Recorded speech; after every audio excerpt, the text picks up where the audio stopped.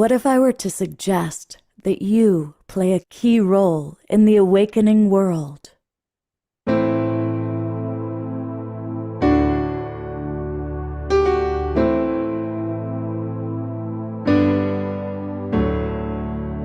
that you are watching this because you have heard the call.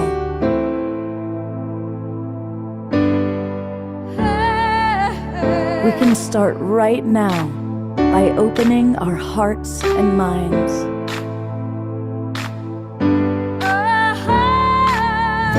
Welcome to the awakening world.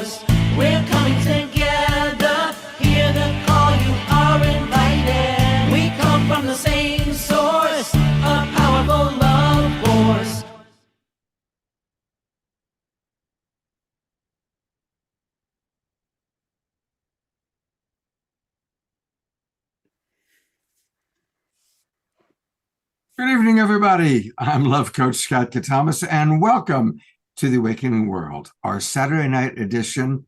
And you know, about every month or two, we are blessed to have Alan Steinfeld and his friends with us. And Alan, of course, is the founder and creator of New Realities Television. He puts on amazing events. He takes cruises. This man's all over the world, connecting with the leaders of the UFO, UAP, government disclosure movement. And Alan, I know you've got a lot of exciting information to share with us tonight. Well, I'm really excited about this point in time. It seems like something is gelling in the UFO UAP field. It's coming forward. We're going to share some of that latest information with some of my good friends here and what's happening in the press. In mainstream news, we are going mainstream, Scott. So this is bridging our whole community into the big global tribe family. So I'm excited. It's been a long time coming. Yes, exactly. And I can't wait. We get to hear again from JJ and Desiree Hurtaka with us. And you talk about doing it for a long time. They have been at the root of it. I remember as a teenager reading the Keys of Enoch. And so to have them with us is amazing. And we also have one of our most beloved people, John Martin, who's got new video footage for us. He's going to play some guitar for us. And as always, we're going to start the show like we always do with our beloved brother, our house musical artist, the Alpha and Omega man, Mr. Omar Shah. Namaste and welcome everybody. And welcome everybody watching on Facebook and YouTube. And all of our streaming partners, thank you so much. I believe New Realities is one of them. And what a concept. So without further ado, here we go into the universe. Okay. Good.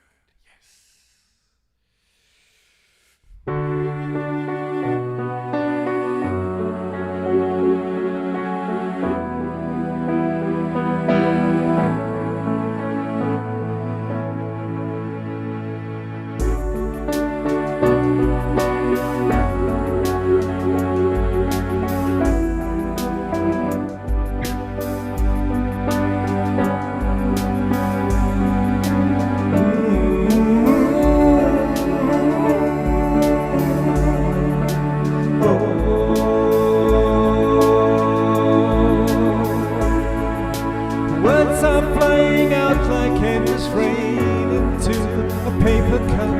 They slither wildly as they make their way across the universe.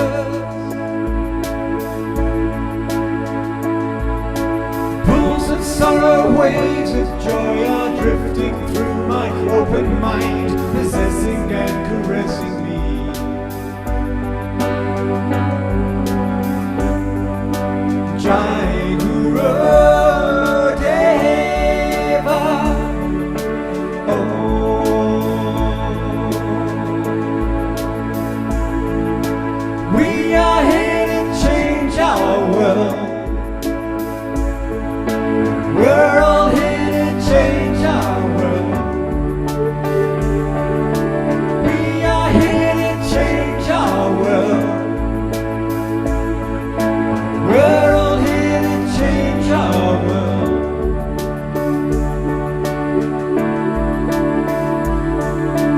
Images of broken light which dance before me like a million eyes. They call me on and on across the universe.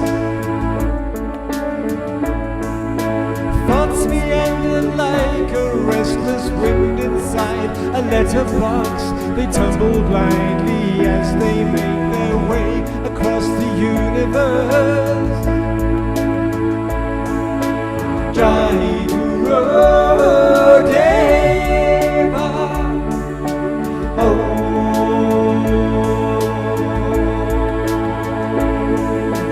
We are here to change our world. We're all here to change our world. We are here to change our world. We're all here to change our world.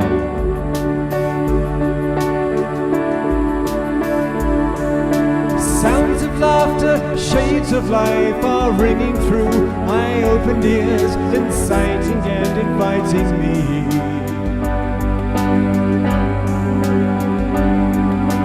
Limitless, undying love which shines around me like a million suns. It calls me on and on across the universe.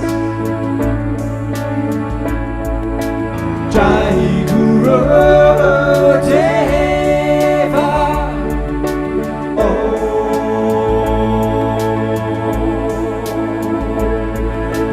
We are here to change our world. We're all here to change our world. We are here to change our world. We're all here to change our world. Jai Guru Deva. Jai Guru Deva. Jai Guru Deva.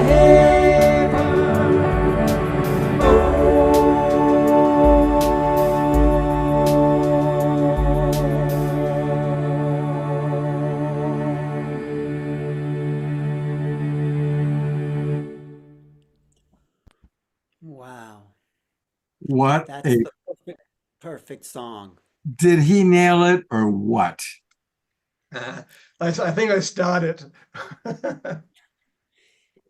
Beautiful. That's, that's one of my favorite John Lennon songs, and that's just the anthem for where we're going across the universe. So thank you, Omar Shah. No, that was just perfect. Absolutely magnificent. Before we start, I have received a request from some of our regulars on the show.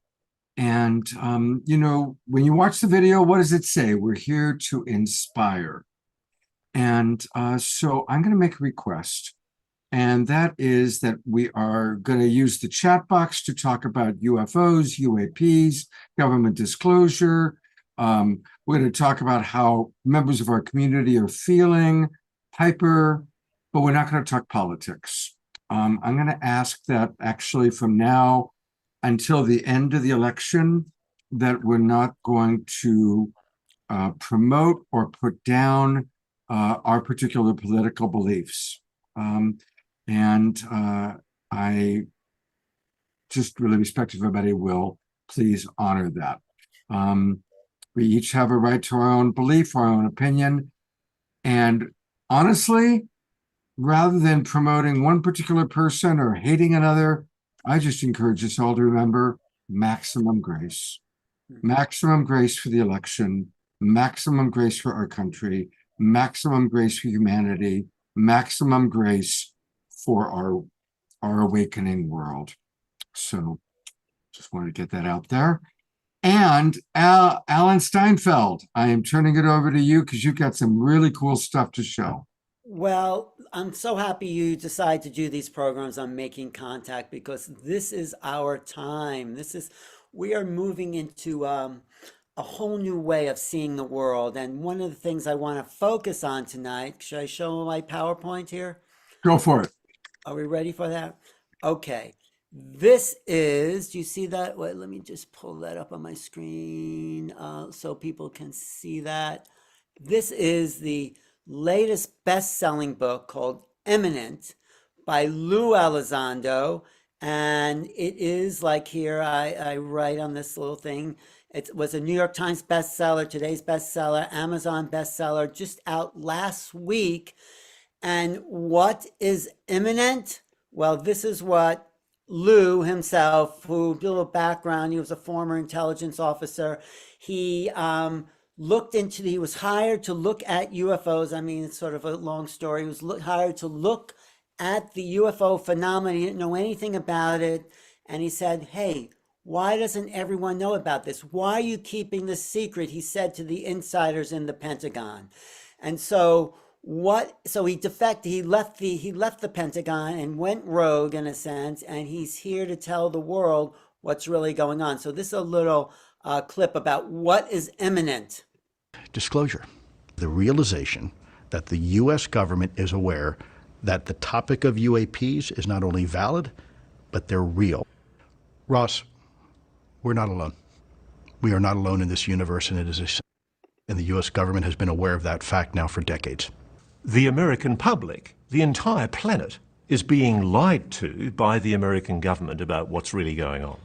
I think if the American public knew just how deep this lie went, that we would have a very significant constitutional crisis on our hands. I took an oath to the American people. I just want to say one thing, Scott, and I want to discuss some of this. A constitutional crisis. Do you realize what he's saying? If people knew what was really going on, we'd know that the Pentagon has gone rogue and is not telling Congress what it knows, and that's the constitutional crisis, and we could discuss that, but let me just continue. To defend this country from all enemies, foreign and domestic, and it turns out that the enemy was elements in our own government. It was the bureaucracy. You became increasingly aware, didn't you, that there were people in the Pentagon, in the intelligence community, in private aerospace, who didn't want you investigating UAPs? Absolutely. Whatever the motivations for the alleged cover-up, Elizondo says it went way beyond mere bureaucratic foot-dragging. People were threatened, weren't they? Oh, absolutely. Some of our folks were told, if you're not careful, we're going to do exactly to you what we did with the Rosenbergs. You're done. So people are being threatened with death if they talk about this? Sure, because, and by the way, people say, oh, the government would never do that. Try getting on Area 51. There's signs on the fence that say lethal force is authorized. You absolutely can use lethal force to protect national security investments and equities. That, we do it.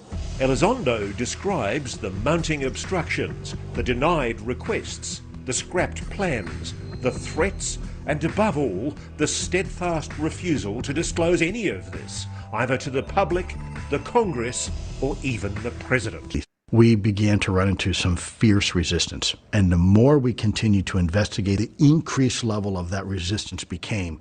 There were elements, the only way I can describe them as religious fundamentalists. It's a group that is euphemistically dubbed as the Collins elite, isn't it? It is.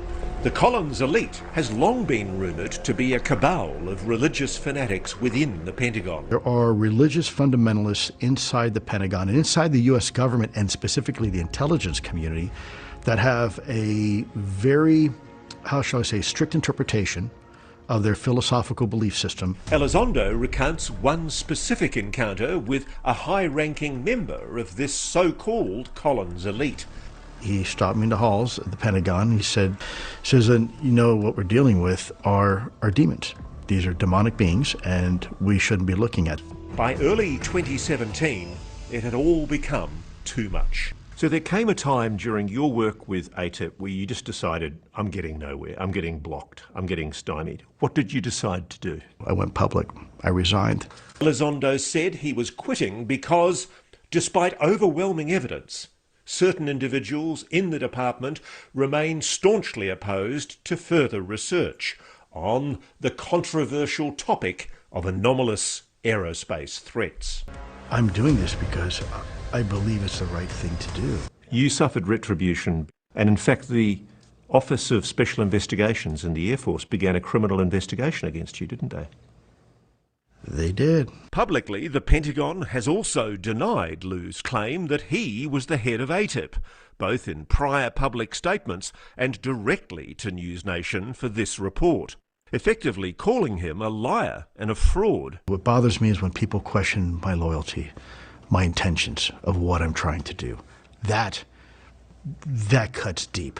What do you think yourself of the fact that the Pentagon, as you describe it, has been That's Elizondo's wife. actively trying to discredit Liu? I think it's shameful. This is how you're repaid. It makes no sense to me. It makes no sense. We need to have an intelligence community that is willing to speak truth to power.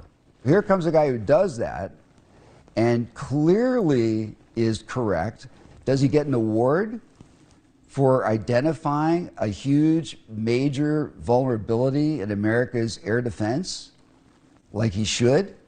No, he gets harassed by these bureaucrats because he's doing stuff that is inconvenient.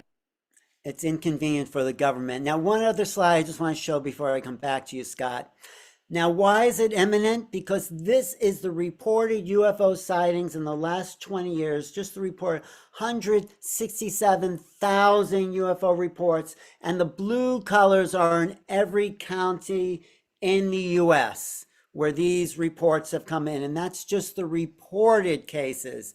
And so for every reported case, and I've received stuff and I've never reported, I'd say there's 100 or 1,000 maybe unreported cases. So there's stuff flying in our skies. It's here. The government's denying it, but it can't deny people's experiences. So I'm curious about what people think about what we've just seen from Lou Elizondo and why it's important we come out with the truth, because it is our time to move the reality from an old 3D world into a higher, more conscious global peace tribe. Scott, any comments from you?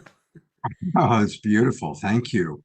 Carol, I'm going to read some comments from our audience. Carol Craig writes, "It is our duty to speak truth to power." And she had an experience while she was in Kenya. She also had one in Colorado. I had one, well, during the making of Men in Love. Remember that whole experience? Yes, what happened there? So we were all out by the hot tub, and we had a UFO come by, and it was relating to us. It came by a few times, and it was great because there was a lot of us that saw it. And that was back in 1989. Yes, 1989. We're in Maui together there, Scott. And that was So, well, I would love for you to share whatever else, and then bring on, well, I'm going to read actually a couple more comments. Yeah. Reverend Jeffrey, who we're going to hear from today, says it is happening and resistance is futile. That's a good play for those of us that are Star Trek fans. Susan Bloomquist writes, "The constitutional crisis is imminent because it is necessary for the military to report to Congress." That's really key, Scott, that last comment, because this is actually why the Democrats and Republicans, and I don't want to talk about politics, but they're coming together against the military, who won't share its secrets with Congress. This is the constitutional issue. Congress is paying the bills and they're not getting reported back what they're doing with this money. Of course, a good friend of ours, Danny Sheehan, is well on top of it. He is Lou Elizondo's lawyer. And I'm sorry we couldn't get it this time, but maybe next month Danny will appear on the show with us. What else you got there, Scott? So Ayada writes, "I am so excited to have Alan Steinfeld and JJ and Desiree with us tonight. I saw all of you at Tangila's Psychic Fair earlier this year in Scotts Valley." Nice. And then Ayada writes, "This is a new concept for me, that there are religious fundamentalists in high positions who regard ETs as demons. Sounds like we haven't learned a lot since the days of Galileo, when he was sentenced to life imprisonment by the Catholic Church for his concept that the earth and planets revolve around the sun." Right. We have not progressed in 400 years since Galileo. And actually, I want to talk to you, Scott, because you were showing things about Christian fundamentalists too. You had a series going on. Can Yeah, you yeah. comment on that? Yeah. Well, I just made a point not to talk politics today. Oh, okay. I'm not going to go there. All But right. I I thought will. that- What I will share that's positive is when I was with Danny Sheehan personally. He has direct access to Pope Francis, and because they're both Jesuits, Pope Francis is the first Jesuit pope, and Danny, of course, is a Jesuit. And up until now, it was the Catholic Church that was blocking government disclosure, but Francis wants there to be disclosure because he's a very evolved human being, and he perceives that it'll bring humanity together. Yeah. So now it's Lockheed Martin that's primarily trying to stop government disclosure because they want to own the rights to the craft or parts of the crafts that have been found after the crashes, and they want to monetize it. And that's what actually is hanging it up. And of course, as you know, Alan, there's a battle going on right now for disclosure, and the majority of people in government want there to be disclosure, and there's a real battle going on for it. Right. The thing about the crash retrievals and the people making money from private industry, though that property really belongs to the American people. Yes. That is taken by our military. We're paying for it, given to private industry, and then I can't prove this, that the military is getting kickback from private industry for selling those secrets. That has to be illegal, right? Yeah. I mean. And we should also say that we don't just get the crashes because they don't just crash in America. Look at what happened in Virginia, where there was clearly a crash, and boom, we whipped in there and got it. So, there's a lot of funny stuff. But to make sense of all of this, two of the wisest people I know are with us. I am so happy that you were able to arrange for JJ and Desiree to be with us. I'm going to bring them on, and I'm going to let you also introduce them because I know that you're very dear friends.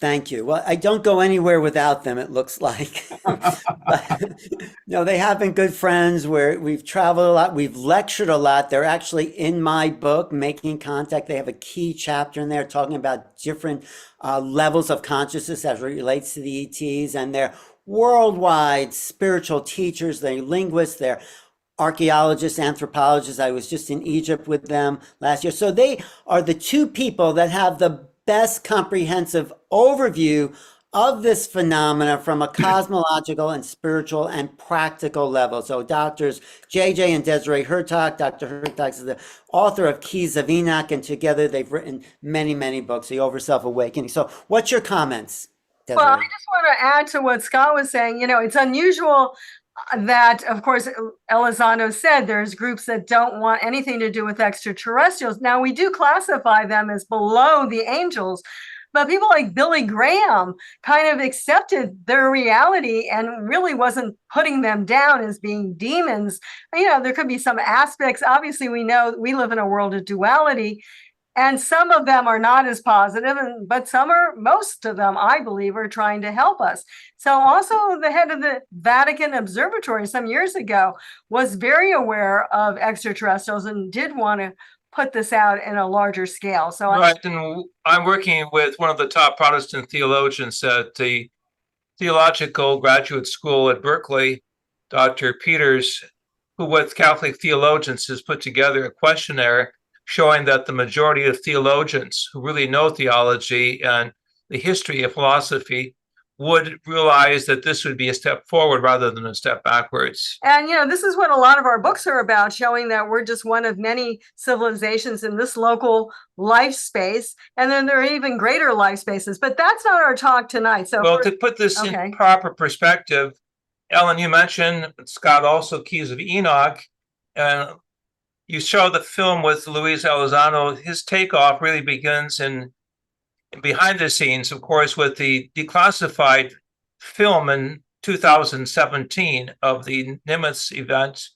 But this goes back to 2004, and the Keys of Enoch actually mentioned 2004. This book was written in 1973 as the watermark, when vehicles would come out of the ocean and people would make a distinction between that paradigm of the past and the new paradigm of realizing the cosmic cultures are with us, are close to us, and now dialogue can sensibly begin on a higher level of both science as well as spirituality. And I'm speaking of spirituality in the more general sense of realizing that evolution doesn't stop with Mother Earth, but continues to the other planetary systems. Right. So to be specific, as Dr. Dick said, the Keys came out in 1973, but he mentioned a particular date of 2004, and that's exactly when a lot of this started coming forth.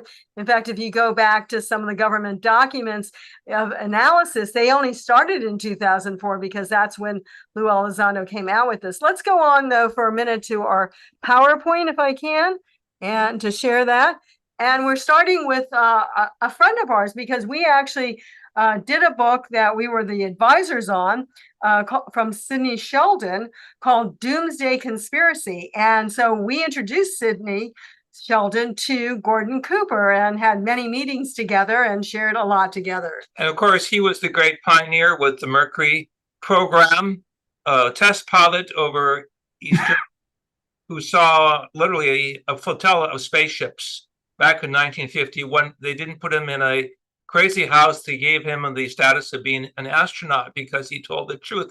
I'm going to read just a little excerpt from his book, Leap of Faith, that's very important. He writes, I would give the public more credit than our government has at times. Most people want to know what's going on in the world around them and would rather hear the truth, whatever it is, than a pack of lies. Right now, I'm convinced that a lot of very embarrassed government officials are sitting in Washington trying to figure a way to bring the truth out. They know it's got to come out one day, and I'm sure it will. America has a right to know. But as I see it, our government is now trapped in a big box of old lies. It's going to take a lot of courage on the part of some future administration to say, quote, folks, our government has been lying to you all these years. Now we're going to come clean and tell you the real truth, end of quote. He goes on to say, as I said, that's going to take courage, something there that doesn't seem to be a surplus of in Washington these days. So Gordon, Desiree and I, we shared several experiences of actual encounters with extraterrestrial intelligence. And I would encourage our audience to be aware of this book, Leap of Faith, published in 2000, that really says that there is a government within a government and that we have a right to know, but also a right to share. Gordon was a man of faith, and I share with him that higher faith that there is a cosmic source that brings consciousness into an awareness that we are not alone. Right. And I want to say we consider there's three reasons why governments have not released. One is exactly what he's saying. You know, it goes back even to 1947 in this country with Roswell. You know, they've been covering up for how many years is that? Oh, well over 75, because there was just the Roswell celebration a few years back. Then also, as Alan had stated about the technology, this technology back engineered, and we've been using it in many capacities. In fact, you know, from everything from probably fiber optics to maybe the types of space planes that we're now developing. Even SpaceX is developing a type of triangular spacecraft right now. So that's one aspect. And then the third, which is what we really get into more than anything, is that it's not that simple. It's not that one, you know, intelligence from outer space has been watching us and visiting us. It's many intelligences are watching us. Some are abducting us. Some are protecting us. There's all that. So Alan, though, specifically asked us to work this evening and not get so involved in the U.S. So that's our last slide on that. Why? topic. Because we work as international scholars, researchers, field investigators, and we have had the opportunity to bring back actually space metal for our experts to analyze, but then officially lose. So everyone knows about the USS Nimitz in 2004. We said that was a key note in Dr. Hertag's book, that was going to allow us to take a quantum leap. It was seen, this is what you're looking at here, the waters off of San Diego, the Tic Tac UFO, the 14th of November, 2004. But we want to say, in comparison with this event, there was something near Campeche, Mexico. So Campeche is at the very kind of south area of the Gulf of Mexico. It reaches into the Yucatan.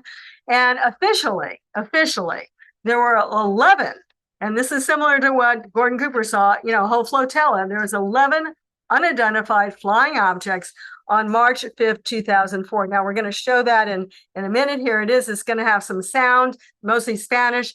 But I want you to keep in mind when you watch this, that it's all seen from forward-looking infrared or FLIR.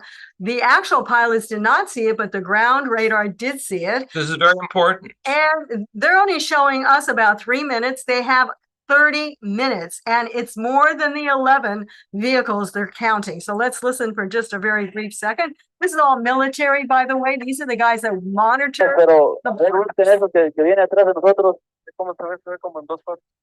they're just watching. Lo raro es que trae una punta adelante, va uno, y ahí van los atrás, siguientes. Everyone should. Dios mío, están correteando. ¿Quién se debe ver? Trata de enfocar. Máximo. Ok, no deje que lo dejen atrás. Ok, van. Sigue ese, no lo dejes. No, van todos, van aproximadamente a 10 como 4. ¿Te lo dio? No. Ahí van. 3, 4, 5, 6. Son 6. Abajo o arriba. Ahí van 1, 2, 3, 4, 5. Qué barbaridad, ¿eh? Y van a una velocidad, pero Note the 3, they kind of travel in threes. 1, 2, 3, 4, 5, 6, 7, 8 en la pantalla. Cuídalo, no me cierres. 8 in the screen, pantalla, the screen. ¿Están a la misma altura taller? Afirmativo. Poquito, arriba. So these are guys that were monitor drug runners every day. They were radar operators. They could not physically see with their eyes the objects, but they could see on radar. As a matter of fact, I'm holding up before you one of the military reports that I was given, that there were 2 radars. One was the conventional radar, and the other was the FLIR, the forward-looking radar. And of course, it was important because we have thus 2 scientific systems of measurement. Now, the professional crew also of 8 was not able to make visual contact, nor the actual control tower. But again, the technical information, the infrared cameras speak volumes. And this allowed, a week later, the top military, with my colleague Jaime Maussan, who I trained in Mexico City, Televisa, a very important airline pilot by the name of Luis March, and others, to come together, providing information that the military in Mexico wanted to release to the world. This would have been a major disclosure, many magnitudes higher than what happened with the situation off of California that Elizondo was talking about. So but it was prevented because this was overwhelming information. It was not just 11 vehicles. There were more than 100 vehicles, each of them of a gargantuan size. This is to say more than 20 stories high. So this was considered too unsettling to go forward. And under wise counsel, it was decided on the inner circle, both Mexico as well as the United States, that this information would not be released. Nonetheless, it stands as a testimony that other governments of the world, besides the United States, have been given a, shall we say, a treat to the realization that cosmic cultures are on our doorstep and are concerned about the way that we are using technology. Right. So just to reiterate what Dr. Jung was saying, the Mexican government, because this was so ironclad, was just about to release this. Jaime Maussan and our friend Luis March were all part of the release, along with the 8 crew and the whole military. This is all military stuff from Mexico. And they got a call the night before and said, cut it. Don't do it. We'll stop the funding. We'll stop this. We'll stop that if you release it. So it's just all part of that. Let's go on because there's even more. Let's continue on. share the screen. So the next one is Chile. We're going to go further south. Sorry In about November, that. Yes. and this was So this is from a 2014. Right, a Chilean Navy helicopter pilot in, as Dr. Jack said, 2014. It's west of Santiago, that's the big town there, at an altitude lower than an airplane, 4,500 feet.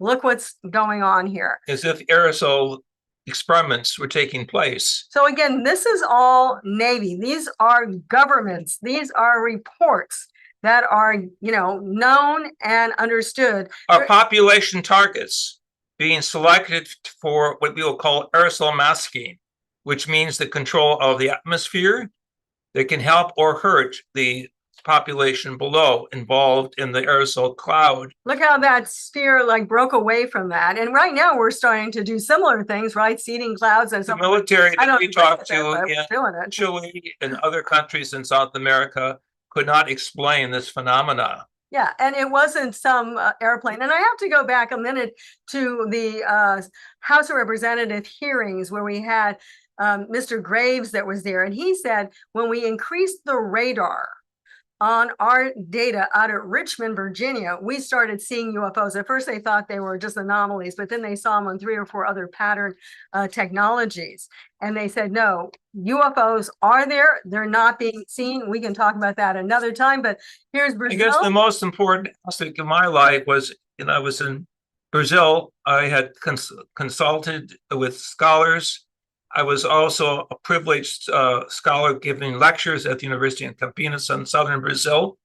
And in the area known as a small industrial city by the name of Salto dos Campos in southern Brazil, in May of 1986, 21 aerial objects, or OVNIs as they are called, we would call them UAPs, were able to intersect airspace, show themselves. Now, these were not ordinary metal ships. These are what I will call ultra-terrestrial vehicles. In fact, this case is so important, even though it was classified, it was eventually shown on the BBC.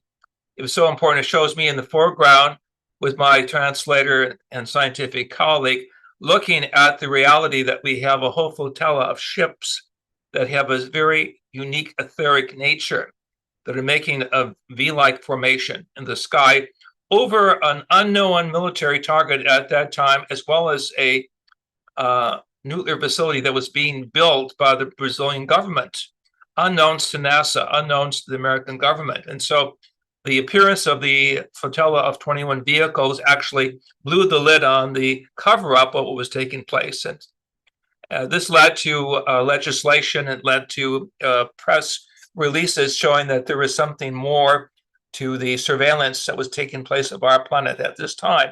Needless to say, we know from declassified CIA and military reports in 1976, all of our major nuclear weapons sites, storage areas were also this object of surveillance by unknown forces. So this upside is we're being watched. The downside is who's on first base. And of course, then you can understand why the Pentagon and why those in high positions, even in the Brazilian government, would want to be cautious as to who's going to be the commander-in-chief, or should we say, who will be the minister of a whole new philosophy of life.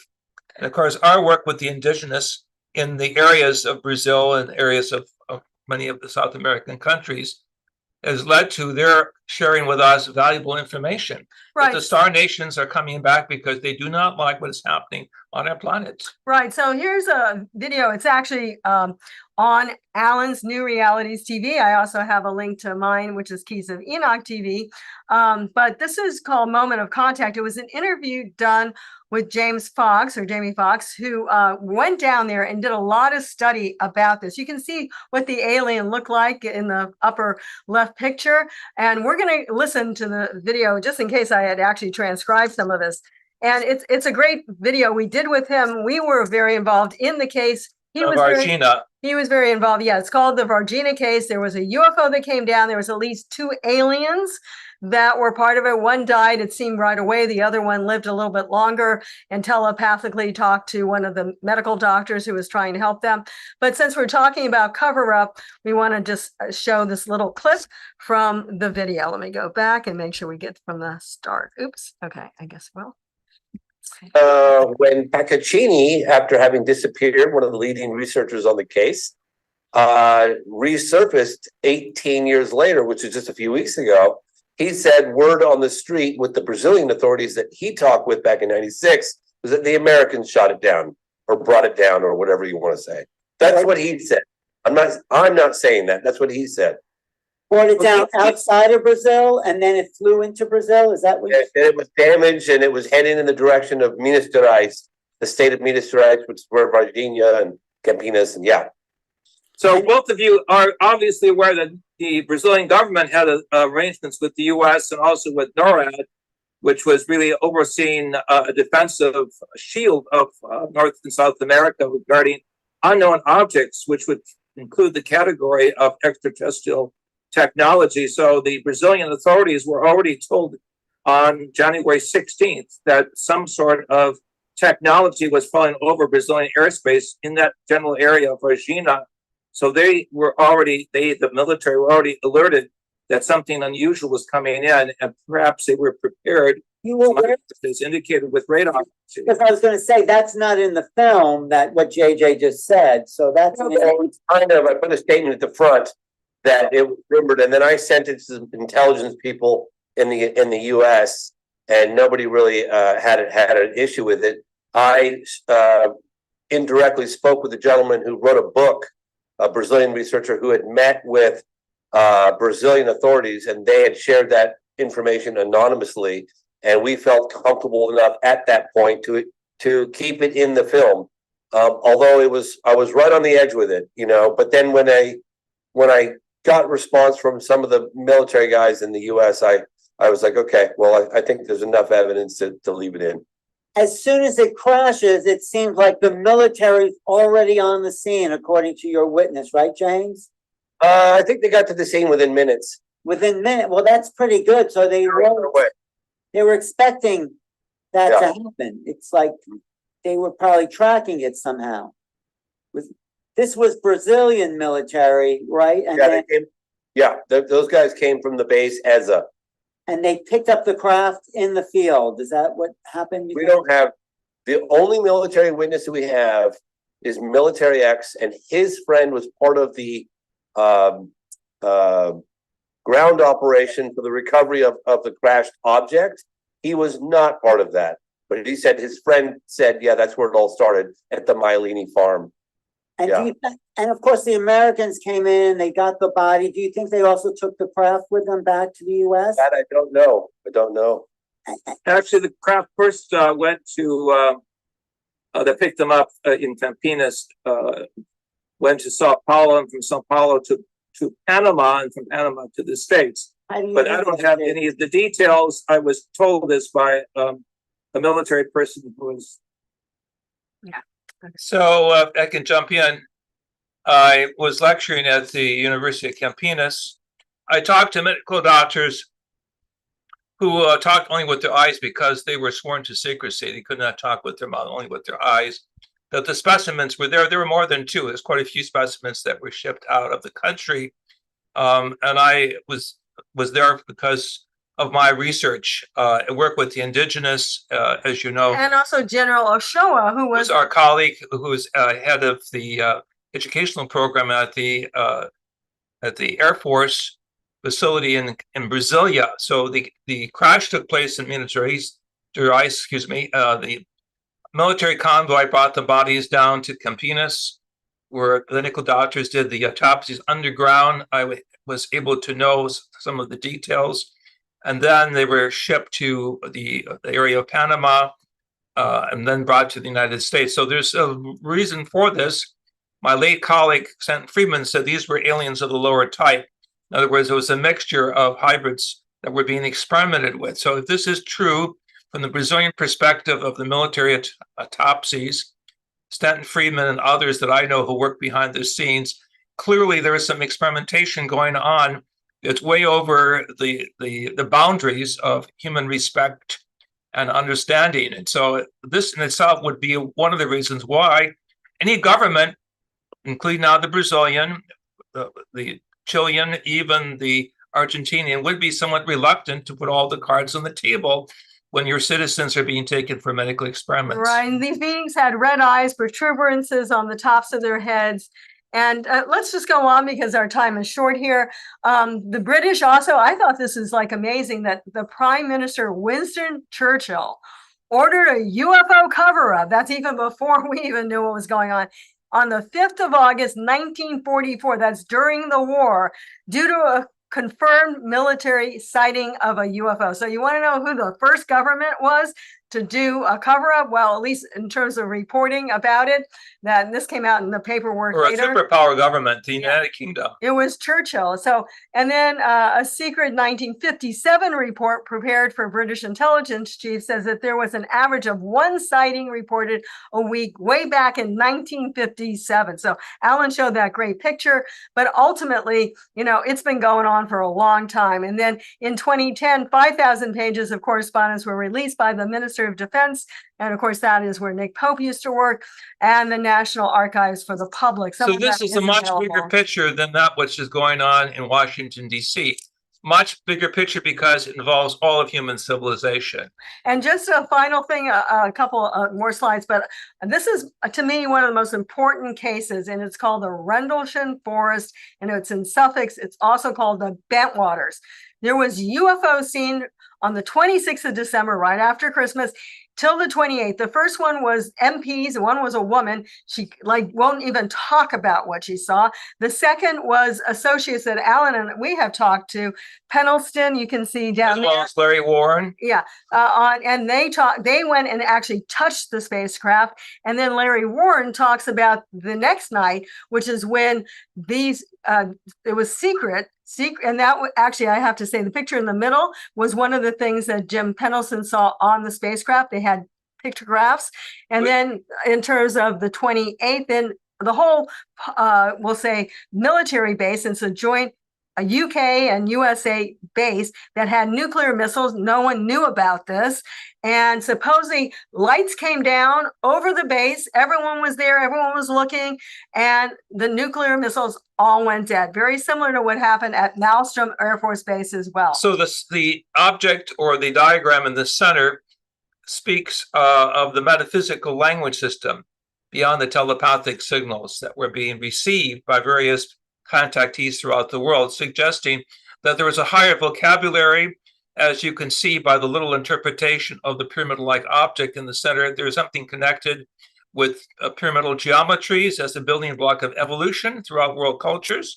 And also you can see that some of the best minds in the United Kingdom, as well as the United States, and these are people with multiple degrees, realize there's something more in terms of psychology / cosmology at stake here. So one more, government and France. I mean, really, there's a lot of politics going on in the news in France, but they've actually released, it's called a Study Group of Information on Non-Identified Aerospace Phenomena. That is a government resource or research organization called GEIPAN. GEIPAN is how they're saying it. You can see the website there. It's cenesgeipan.fr, and then you can go on research and then the cases.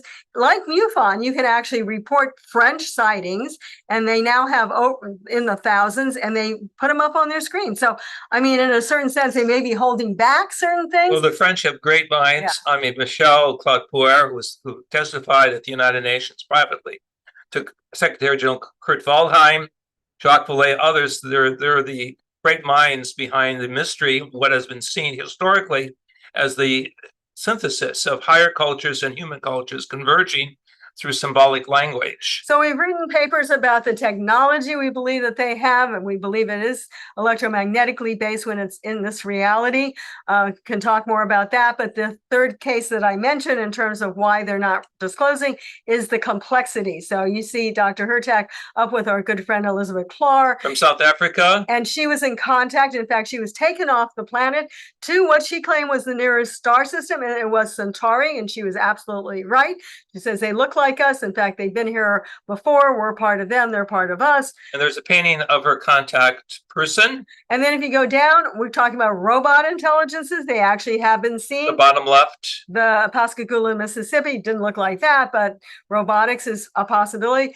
The J-Rod, that supposedly the intelligence, I'm going over to the right, that had visited Area 51 and gave them information. And actually, I presented a profile of this at the first disclosure conference in 1995, Washington, D.C., called When Cosmic Cultures Meet. And I actually had an actual live mannequin, so to speak, moving and showing that this is not abnormal for people who are looking at the various scenarios. But I'm looking positively and constructively at what this means if you look at the bigger picture. Right. So then you have praying mantis, and I can't see it underneath the screen there, but actually also bird-like people. And Alan and us were in Egypt, and the Birdman is all over the planet in terms of being sighted. So final slide is there's a great movie coming. It's called The Extraterrestrial Species Almanac. It's based on the book by Craig Campobasso, but this is a documentary. We're in it. It's coming out soon. And if you want to find more about us, we're Dr. Hurtak, and we're at keysofenoch.org. Keep in mind the major questions. Why would the elite, scientific elite in all countries, not simply the United States, in Russia, in Japan, in France, why would they want to hold back information? Unless, of course, the intelligence would say, that is to say, the cosmic intelligence through their human emissaries, there's no God, there's no higher purpose. This would shake the foundations of Western civilization, or unless there was a genetic program. I'm not referring now to a very high medical colleague in Europe who said something unsettling many years ago when she said, we're the last generation of humans as we know them. So we are situationally in the situation of knowing that there are spiritual powers that are intervening, and that this has a spiritual connection with the great prophets, the sages, the mystics, the poets have all told us to look upwards. Share the good news, share the life, the wonderful music you're going to hear being shared tonight in this program. And we thank you, Scott, for basically being there as a tribe of peace. No, don't go away, because we've got questions for you and some interesting comments. But I had promised Reverend Jeffrey that we would, before 7 o'clock, because he has to go, do a quick thing. Can you stay for another few minutes? Absolutely. All right, God bless you. So, many of you remember that we had Reverend Jeffrey and his band of merrymakers from the International Space Federation on the show recently. And they did a fabulous job. We want to just remind everybody about the very, very exciting event that's going to be happening very, very soon. And I'm going to play a short video about it, and then we'll remind people about it. But here we go. Just a reminder about the Nature of Reality tour with Nassim. Where does the electromagnetic field come from? Where does the gravitational field come from? It is an opportunity for humanity to unify and transcend the largest difficulties we face.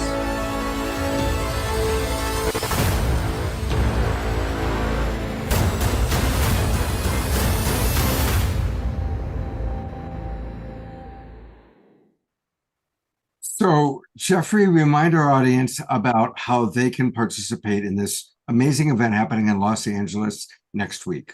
Well, thank you very much, Scott. Of course, we got the discount here from the Awakening World, which we'll put on Scott will put up when we do the show the website. But this is not, we don't have to back engineer anymore. That we can forward engineer now, because Nassim has been working and is presented in beautiful mathematical language to all the scientists and engineers of the world how UAP works, how what is the science underlying it? It's not like a mystery anymore. Like scientists, I don't know how they're doing it. We know how it's done, and we're excited about it. And he'll be announcing that next week, talking all about that next Saturday in LA, which you can book, get in, and be there live. It's history making, folks. This is like, do you want to be in there when history is made? And releasing this information open sourced to the entire scientific and technological community, so they can follow that scientific path and create whatever kind of gravity control and new source of energy that they can come up with. Beautiful. And again, a reminder, I've put it in the chat box for our Zoom roomers, but for all of you watching on Alan Steinfeld's new Realities TV and all the other YouTube channels and global broadcast partners, go to spacefed.com, spacefed.com, and there is a special code which is going to get you a discount, and we really appreciate that.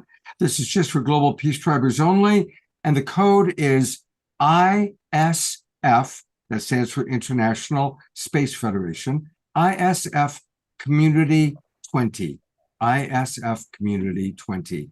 And that's how you can get the code, and it's happening. Let's be there. JJ and Desiree, have you worked with Nassim? Is he someone that's part of one of your colleagues? We've known her for years, and we worked very closely with Elizabeth Rauscher and did many papers with her. And she had worked with Nassim some years back, and she's deceased at this point. But yeah, so we're totally familiar with him. He used to be in the North Bay area, like all of us, right? Right. And did lectures with him many years ago, of course, and even more recently as well. So we see a great gathering taking place on all levels. The new science, the new consciousness of mind over matter, and also we call a higher spirituality, a divine spirituality, recognizing that behind the whole breakthroughs in music and art and historic and philosophy, there is that consciousness of the divine, multidimensional. But we do think we're on the verge of several breakthroughs. We have friends also in Europe that are working with technologies that can take us beyond, the oil, whatever you want to call it, the dinosaur age, and move us forward, because the planet certainly needs that as part of what we are all about, because we're also the Academy for Future Science, so we work quite a bit in those directions. And we're going to show that in a moment. Jeffrey, I know you need to leave for the airport, so Thank you, and thank you to everyone here. I appreciate it, and God bless, and Levolution is the solution. Absolutely. Love you, Jeffrey. All right, so I'm going to read a couple of comments from our audience. We've got a couple of questions for you, but I'm going to go back a moment to Gordon Cooper. So back in the mid-90s, I was in charge of all the UFO stories for a primetime series called The Paranormal Borderline. Jonathan Frakes from Star Trek was our host. It was a nationally broadcast show on what back then was called UPN, the United Paramount Network. And I did 3 shows with Gordon Cooper. And the agreement we made, he was living in Van Nuys. We were shooting, we were LA based. And so he said, look, here's the deal, Scott. I'll tell you what I know. When you find something interesting, let me know. Because I had 4 full-time researchers just handling all the different things we were researching. Now, Gordon came on and he talked about what happened in the 50s that you described. He also talked about when he worked at Edwards Air Force Base and one landed on the tarmac. But there was also something he said, I'll tell you a story, Scott, but I can't go on camera and share this story. But he's long gone. It's 30 years later, so I'm going to share it. As you probably know, when more and more people became aware of Area 51, everything got moved to Alice Springs, Australia. Alice Springs, Australia is in the middle of nowhere. There's an enormous joint US-British base, and that's where a lot of the black ops got moved to. Gordon Cooper, being who he was, Time Magazine Man of the Year astronaut, was invited to come down and see what they were up to. So he went down there and they showed him, their different things. And what he shared with me that they showed him was they handed him a Coke bottle a pen and a Post-it note. And they said, put your name on the Coke bottle. So he wrote his name, put it on the Post-it, put it on the Coke bottle. And then they take him and they show him, he's outside watching. They go in and put the Coke bottle on a big metal plate. He's watching through a glass window. And straight out of Star Trek, Coke bottle disappears. They then walk to the room next door, very similar, and the Coke bottle appears on a metal container. And he said, wow. He said, wow, we could do that. He said, when do you think we'll be able to do it with people? And they said to him something along the lines of, well, we've been trying, but it doesn't always come out so well. Now that was, well, 1994 is when I worked with him. So that was 30 years ago. So you can imagine in 30 years how far our technology has come. So I ask you, JJ and Desiree, what do you know about our ability to transport people in that way? How far has the technology come? Well, definitely teleportation. They're starting to do that on some levels. And of course, it's a matter of, I think just like Star Trek, how do you get on board? They don't have to come down and pick you up. Many people have been abducted. They take them right through the ceiling, right? Well, there's distinction between being abducted and having the opportunity through free will and free association to be involved with what we will call a mystical or a higher consciousness experience. And that happened to me in 73. I was using the names of God. I was praying in ancient Aramaic, Arabic, Hebrew, Egyptian. These sounds created a morphogenic field of resonance, and I was able to pass through into another dimension. As a result, I wrote this book, Keys of Enoch, that actually forecasts where we would find certain situations under the ocean, specifically pyramids on Mars, exact details. But the good news is, in spite of all of these changes of climate, to political regimes, whatever, the good news is that the divine is going to reappear. Whether you have the indigenous tradition or the Judeo-Christian or the Eastern traditions, people of faith will come together realizing enough is enough. We're going to go beyond reductionism, materialism that is putting the whole world into complete chaos. And we're going to use our free association and our prayer to work with what I call the cosmic Christ, the realization that there is a divine behind the disobedient and the rebellious nature. And I was just going to say, so the Philadelphia experiment, I think, gave the same results. Remember that boat that kind of disappeared? Right. We met one of the guys who was connected with it, and he said it was real, but it wasn't also so. And this is what, back in the 50s and whatever. Actually, the 40s. 40s. Well, anyway, that they couldn't get it straight, but they were working on it. And I think, of course, the extraterrestrials have it straight. And yes, you can just completely disappear. Look at these spaceships. I mean, they're seeing them all over now. That's what Graves said on the House of Representatives. There's like tons. They had to debrief people every single day about the UFOs off the coast, but no one sees them with their eyes. You have to see them with the technology. So this is where they're already discernment, operating in those levels. This is where discernment, responsibility, and harmony come into play. And I like to think of our work, to use an old Latin expression, pax et concordia, peace and harmony, without which everything goes into chaos and anarchy. So this is a point we must all realize. People of creativity, people of compassion, people of faith, ultimately come together in the synergy of creation. And we can be teleported wherever we need to be, consciously and non-physically as well. Some call this the ascension. Anyway, we know you have a big program, so go ahead. Well, I do want to get to some comments, and there's a question for you. But I want to acknowledge Elizabeth Sartoris is with us, and she's extraordinary. And she writes that she was in a helicopter with Edgar Mitchell, the astronaut. She knew him, of course. And they were in Brazil shortly after the Virginia incident, after that crash. And one of the pilots told him that his brother had seen the aliens, and the US military were there quickly and took the aliens away.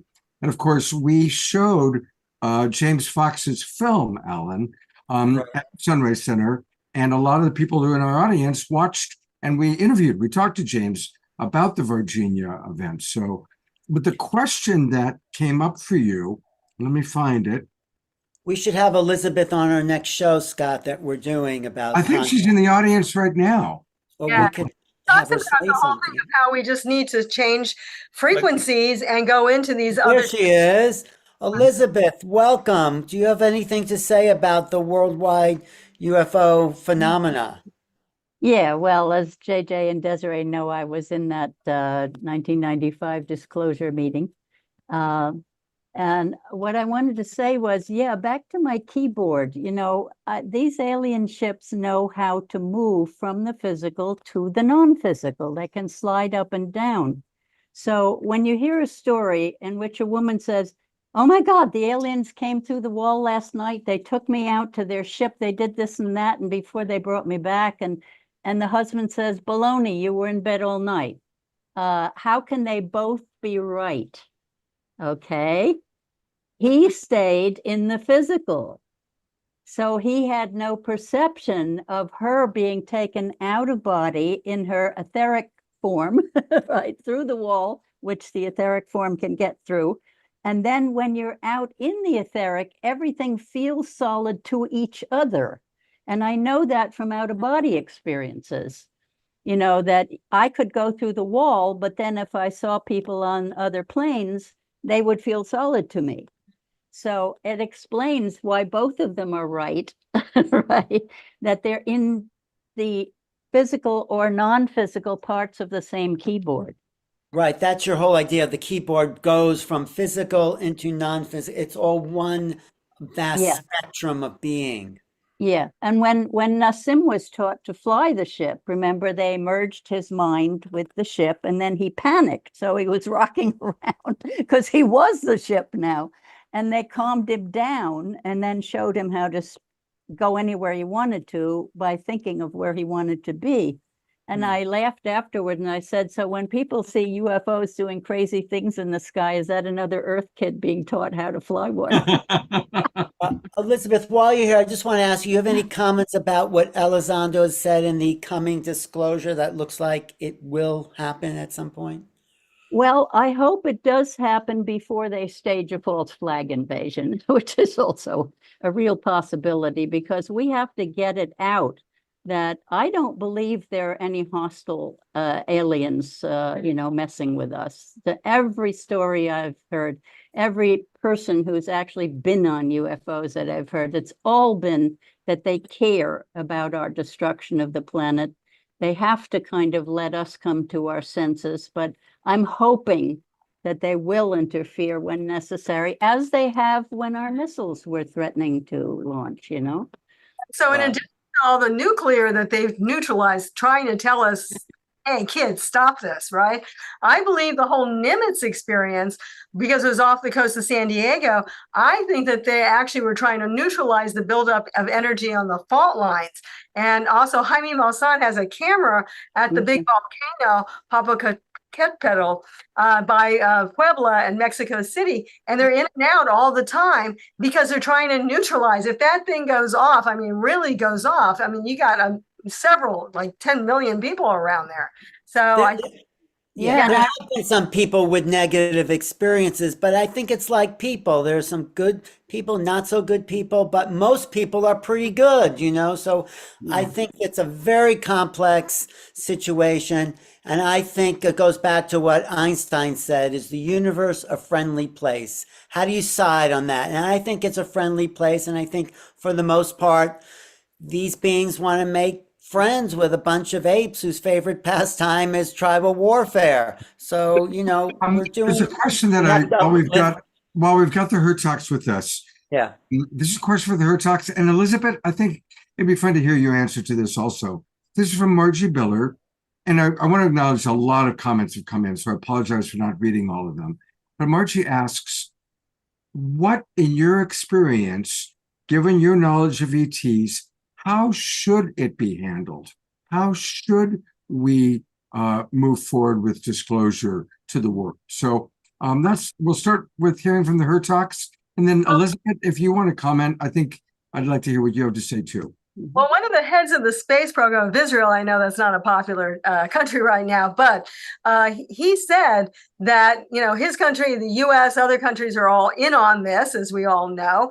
And he said that they wanted to release some of the information, and even the ETs said, no, it's not the time. Now, I don't know if you can trust him or not. I mean, it's Haim Eshed, but he's a very high level figure in the space program in the past, of course, of Israel. But I think, as Alan said, I think they want to see where we're going. I think they are here to protect us. I think they are going to watch over us. But I don't know if they feel we're ready for, you know, cosmic citizenship. I think that's the main question. I would take issue. I would say this is the time of citizen diplomacy. We're on a very tight rope right now. We could go either way as a world civilization. And this is why we must push the envelope. We've published several books negotiating with other worlds you can get from our Academy for Future Science, where we must train our young lawyers to be negotiating the scientific and educational trade-offs. We must work with our Indigenous brothers and sisters publicly to see the positive side of contact. We must begin to work with those educators and thinkers who will have to update theology and philosophy to understand that this is a universe of many cosmic cultures. Really, the ideal is symbolic of the house of many mansions. Theme of the Christ figure in the New Testament is very relevant for those who even come from Orthodox traditional sources. But it really, to answer the question, goes back to the heartbeat of why we're humans in this form. We are here to bring humanity into a joy and into a realization that there's a divine spark within us that we can share positively, not hiding in a closet or putting our head in the sand. This is a time of cosmic renewal. It is a time of urgency, but a time of cosmic pluralism. And we also think a time of graduation. We do feel we're going to shortly be cosmic citizens, and it's only a very short matter of time right now. Look at the science pouring in from all sides on every level. I mean, Dr. Zek was talking, 64 areas of science. We're going to take a quantum leap from the 70s till now, and that's what's happening. So we've spent 50 years working with the Indigenous elders, working with the biblical scholars, working with those former government people who are not afraid to tell the truth, that we're not alone in the universe, to put together this larger mandala or picture that we will have to work with on our level of vibration. As Elizabeth said so well, on the musical scale, our body is a musical instrument. We must be able to use the harmonic of the spirit, the soul, and the mind in new combinations of glory. Well, this is an opportunity to go Let's into get Elizabeth's comment. Yeah. well, before we do that, since they talked about it, I'm going to just briefly go to the website. Then we're going to hear from Elizabeth, and then I'll come back to you, Alan, to show the cruise. Yeah. But there is so much available from JJ and Desiree on their website. And the website is keysofenoch.org. There's a lot of wonderful things. Now, you heard them talk about the Academy of Future Science. So if you click this particular tab, that'll take you. And that's a great place to get their latest news and also to get their books. I mean, they've been going at it for 50 years, and we could do a show with JJ and Desiree every night. You're the Smithsonian Institute of Knowledge when it comes to this information, and so much of it is on your website. Well, thank you for having us, Scott. And Scott, we're going to be releasing more of our material in other languages. Keep in mind that we have documents that haven't been seen, films that we've done with the elders in Africa and Brazil and the interior. And even music. And with Steve Halpert. The music of the soul has to sing, and that's the joy. Without the joy of life, really life is simply a passing phenomena. We're thankful that we have you. We're thankful for Elizabeth, her courage, her good mind that penetrates and understands the work that we must all do in partnership. Thank you. JJ, would you bless us with a vocal experience? Well, why don't we just do the Om Shanti, since everyone is trying to send peace around the globe. Yeah, Elizabeth, did you? With the happy face. Yeah. I do want to say something before you close that out. Yes. And that is that I think it's very important and by the way, Scott, yes, you have the best experts here with Alan and her talks and stuff. Wait a minute now. Oh, I think it's very important for us to educate people to the fact that a lot of abduction reports are staged fake abductions by the dark military. And because this can be very confusing, and I think some of the negative experiences that people have reported have been due to those. I still believe that Stephen Greer's Hidden Truth, Forbidden Knowledge was an important whistleblower book. And he warned at how they were messing with people's minds. He warned about how ever since the Korean War, we've known how to manipulate people's minds and that they do these staged fake abduction things. So people have to be trained to discern what's real and what isn't about everything nowadays. And so I think it's important to warn people that there could be a faked landing by hostile aliens, and that many abduction experiences that are negative have been, mind control. I believe Stephen warned us that he was going to be mind controlled, and I believe he was, and that he lost it later. But I do think there must be real ET abductions taking our genetics and creating a hybrid race. Yes, so I believe that's true because I knew 2 women who donated their eggs willingly to these projects. I knew them both personally. Yeah, well, I gave a donation too, so I was happy about that. And there's a question of why is that happening, but I go back to Linda Moulton Howe, who originally, for a while they were saying, it was good for us to preserve our species, but what we're finding out now, even with Area 51, that the alien that was there, and Dan Bursch was working with him, he was an associate of ours, and he was a chemist, biologist, microbiologist. They need our help. They need some of ours. They've been cloning themselves for too damn long, so to speak. We are fresh seeds, So I think that, well, they're not hurt us. So Desiree, I think that's a good point, but I think it's all building to something really eminent. It feels like something's about to break in the whole field, and the world's going to have a rude awakening to what's really going on. That's why Danny Sheehan's calling his Institute the Paradigm Research. It's a paradigm shift. It's a paradigm, a whole different way of thinking about reality is what these ETs, whatever it is bringing us. And we have to get over this 3D way of understanding. And it's what Elizabeth said. There's the physical and non-physical, and human beings span that. Consciousness spans those realms. And that's what we're looking into. Music, meditation, and the positive affirmations of who we really are. Then we can as cosmic beings in human form. But then we call forth what we would consider the ultra terrestrials, the higher powers of energy that are also watching us and caring for us. So I think, anyway, Scott, we'll get back with you in a future program. We're so thankful for Elizabeth to join us. Thank you, Elizabeth. Thank you, Scott. And just open our eardrums and put our levels of peace around the world. We're going to use the Sanskrit mantra Om once and then Shanti 3 times. And Shanti 3 times. Whether we say a Shanti 3 times, or the Shanti is in Latin Sanctus, Sanctus, Sanctus, or in the Hebrew Shekinah, Shekinah. It's the threefold nature, body, mind, and spirit, being converged with the higher divine presence. So send energies of peace around the planet. And I'm going to intone this on 7th time.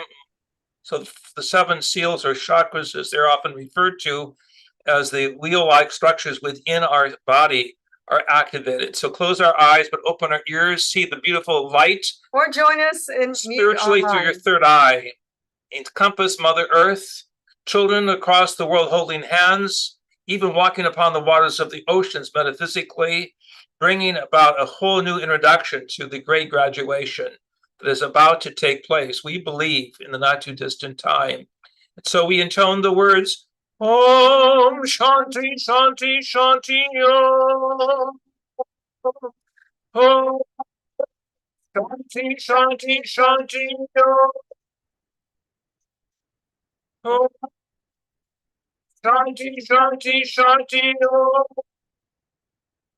Om Shanti, Shanti, Shanti, Om.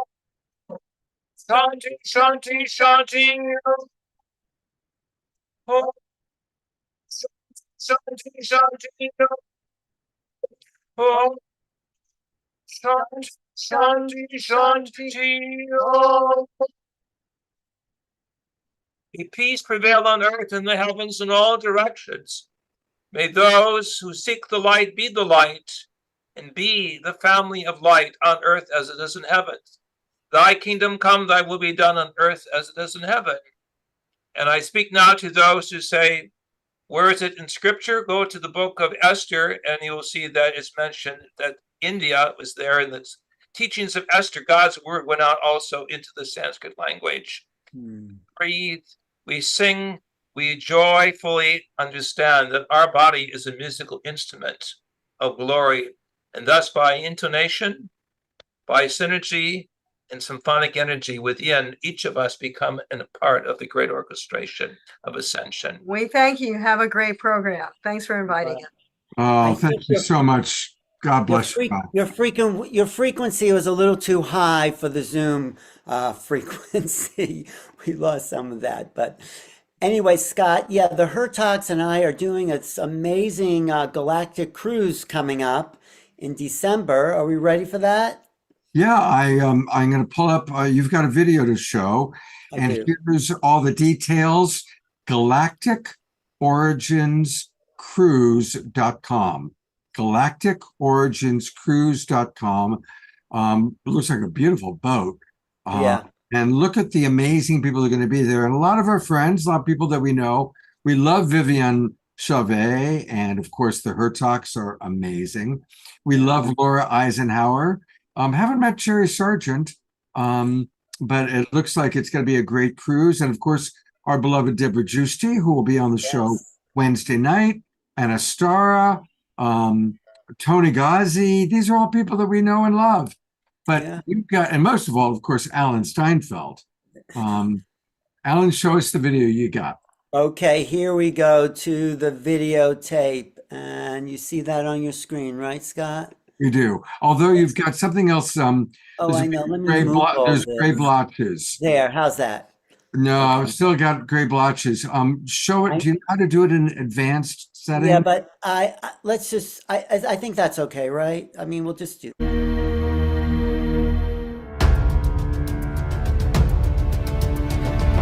This year, on board Celebrity Equinox, internationally renowned researchers, authors, channelers, mystics, starseeds, and spiritual luminaries will sail on an extraordinary voyage of transformation in this one-of-a-kind Galactic Origins cruise.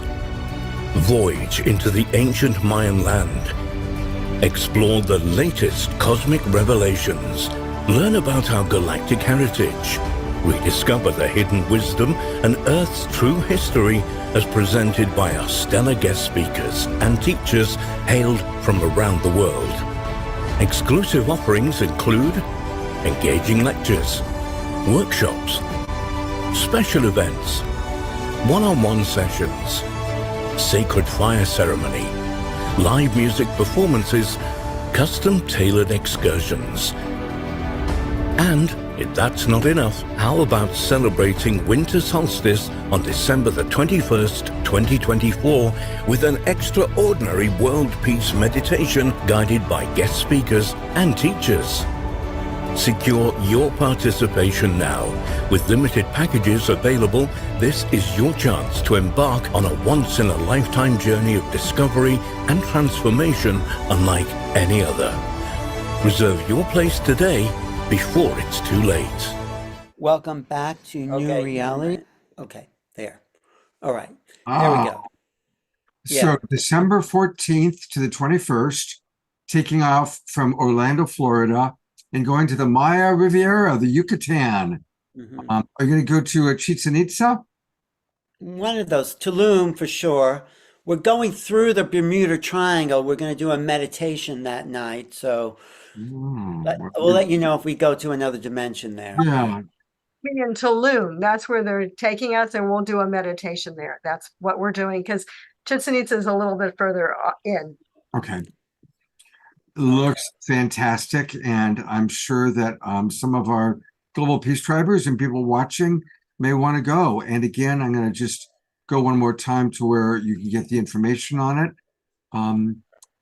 It is, whoops, that's the wrong thing. That's our YouTube channel. No, it is galacticorigins.cruise.com. I'll put it in the chat. Exactly. There it is. And I'm going to show it one more time. I went to the wrong page. galacticorigins.cruise.com, December 14th to 21st, with an amazing, just amazing, all the people that they've got. That's going to be quite a week, quite an amazing week. Yes, yes. I'm excited about it. And of course, Deborah Giusti, our good friend, will be there because she likes to be in with all the action and she is a great coordinator of that. Absolutely. So what's coming up now? Where are we up to, Scott? We need some music. You know, it's Saturday night. We've heard a lot. And we've got, of course, the perfect musical artist for tonight because he probably has more contact and connection on a regular basis with our ET Star family than anybody. And I'm talking about our beloved John Martin is with us. Hello, John. Hey, Scott. What a pleasure to be here. Oh, it's so wonderful to have you with us. And what are some of your thoughts as you've seen what we've talked about tonight? I just think it's time for the individual to take their place in the universe and present who you are. That's what I did, Scott. As I went outside, I had a dinner with President Carter in Spain a number of years ago, and we spoke of UFOs, and I used that beautiful experience and then Close Encounters, where you combine music as a communication tool. And I went out on my deck and I began playing my guitar and projecting into the universe. It's something that I've loved my whole life. And almost immediately, these beautiful craft came in. A purple plasma craft with a pink ring around the bottom third of the bell was directly over my home. A beautiful cross and crescent metallic shaped craft the size of office buildings came over. And I've been doing it for a decade, and I've had thousands and thousands of these experiences. And we all can do that. You know, there's something about each of us that is completely unique. I mean, we have survived in this difficult third dimension, and we are here and we're living our lives. And I think that is of great interest to our star family. What is important to you? What resonates most with you? And share that. Introduce yourself. Go outside and say hello to these loving entities that are so ready to meet us halfway when we do that. And that I think that is the next step in contact. You know, John, you mentioned when you played for Jimmy Carter, and I just happened to have a photograph from that moment. There you are. Your hair is a little darker. It's a little younger. But there you are playing for one of the great presidents, one of the real good guys that clearly was a good man. And so that's a pretty cool moment. And I'm glad we get to share it with our Global Peace Tribe audience. Thank you, Scott. And, you know, after the big events happened here, I just felt like I wanted to write to him about my experiences. And so I wrote to him and I told him exactly what happened. And he wrote a beautiful note back to me, acknowledging that, you know, it's a valid and wonderful aspect of life. And actually, I printed it and it's in my book. I've got a book out called The Universe Loves You. And it's, if you're interested in learning how I made the effort and the different techniques that I use so that you can do it yourself, there's many, I think, nice techniques that I use that I think are applicable to anyone that's interested in expanding your experience with our larger family. Beautiful. And I think you've got some beautiful music for us, yeah? Yeah, I'm going to do just a short meditation.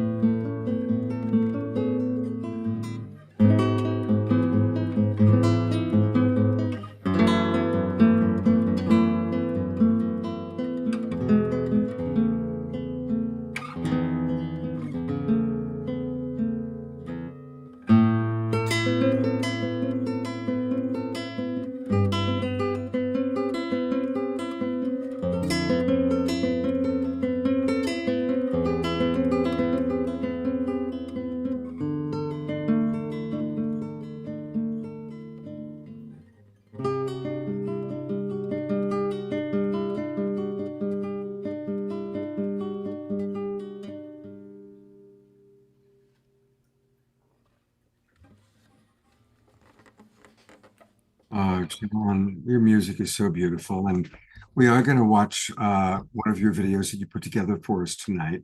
How did we get your book? While you were playing, I was actually looking for it. What's the best way for people to order it? It should be on Amazon. You know, when I went to The Universe Loves You, there are many other. Oh, here it is. I found it. Okay.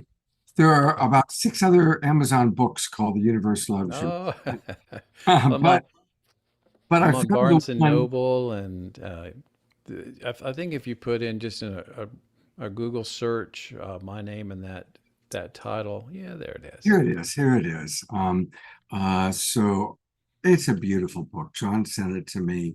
And of course, there's an iconic photograph that we love so much of the heart-shaped cloud that your friends made for you at a very special time.